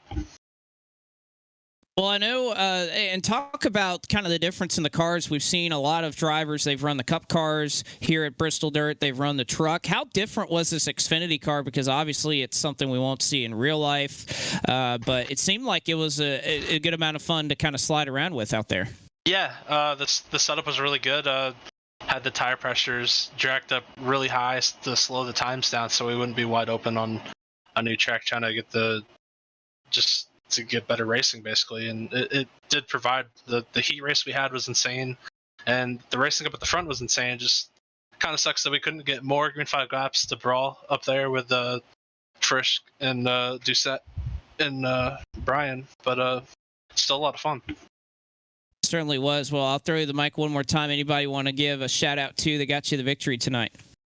Just Braden Boulos for letting me run his ride. He realized it was dirt Bristol and he didn't want to run, so I hopped in last second to run. And then obviously the Altus G guys for coming on board with us recently. VRS, Logitech G, Astro Gaming, Racetech, Cube Controls, and Owned Live. Gotta thank those guys for being on the car, and yeah.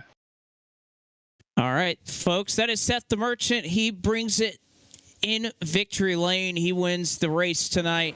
And then coming up just a little short, Justin Prince caught up with Michael Frisch, had a long ways to go in his heat, and he brings it second in the feature. You're considered one of the favorites by some of us tonight, Michael. First things first, talk us through that run to be able to, for one, keep yourself in the Hunnell race, but two, be in the mix in the closing stage to try and battle for the race, win to the final corners. It definitely took some skill in that top 5 for sure. Definitely on restart since we had so many of them tonight, but it was, you had the time and roll what the leaders were doing if you wanted to have any chance of getting close or making any type of move going on the entry. And it was pretty much a chess game when it came to restarts, because top side you could roll it a lot better, but the bottom, it was just so slicked off so quick with 36 cars here. What do you feel you could have done differently to try and take the checker flag with the way this race played out? Honestly, I don't know because Doucette and Seth, they're amazing at dirt. Those are two great guys. I mean, I honestly had to capitalize probably on one of their mistakes. But they had both lanes covered. Seth was on the bottom and Doucette was high, so I shot at middle going in the 3. And we just let it rip. Indeed, in the next race, you get to let it rip on a road course. How about Spa? Your thoughts on going over to Europe for the next race? Oh, we always like turning left and right when it comes to the B car. It's always a fun time. Spa being a very, very fun track, high speed, a lot of high speed corners and a lot of tricky corners. So it's going to be an interesting race. I always like it. I've done plenty of 24-hour races there. It's one of my favorite tracks I go to. I always look forward to it. Anyone you want to thank for the run tonight? Low line racing, bar visuals, as always. They're always on the car. Just them two. But usually got a couple more on the horizon. So we'll shout them out later down the road. But other than that, everybody, you guys up in the booth, FTF admins, they called an atrocious race tonight, but they did the best job they possibly could. But yeah. Alrighty then. Thank you very much for the time. Michael Frisch, your second place runner, Blake. He finishes in second, and, Jacob Hitz will let you go ahead and talk to Ryan Doucette tonight. He brings it home third. Did you have fun, Ryan? Up until that last half lap, yeah. I enjoy the sponsor, by the way, the Poo Pals paint scheme. Is there an explanation for it? Well, I was talking pre-race how I wanted to have a brown base for this race just because dirt, and why not? And then the guy that actually originally painted the scheme, Will Norton, was like, "Poo Pal." He just randomly blurted out "Poo Pals," and I was like, that's pretty good. So I spent like an hour and a half, way too much time, though. It was actually worth changing it from Zoo Pals to Poo Pals. So, I mean, you had a pretty solid day. You were up in the top 5 for most of the afternoon. Pretty easy considering the amount of cautions we had, but you were up at the front there when it mattered most. Just got shuffled out of the way with that last restart. Take us through it. Yeah, it was just me and Seth were talking once he got done talking to you guys. He admitted he screwed up when he chose the bottom on that restart. Even I didn't really know what he was thinking when he did, and I just timed it well enough to where I got a lucky yellow in 1 and 2 and was able to take the lead. But once I got the lead and the ability to control the restarts, we had so many yellows from that point on. It was just I had control of the race. The outside was really strong on restarts. Well, anybody you want to thank, say hi to before we send you on your way here with your podium finish? Got to thank you guys for putting on the broadcast, FTF and all their admins for putting on a great show every week. Even though tonight was a little caution filled, but that's to be expected. And everybody's first round at Dirt Bristol.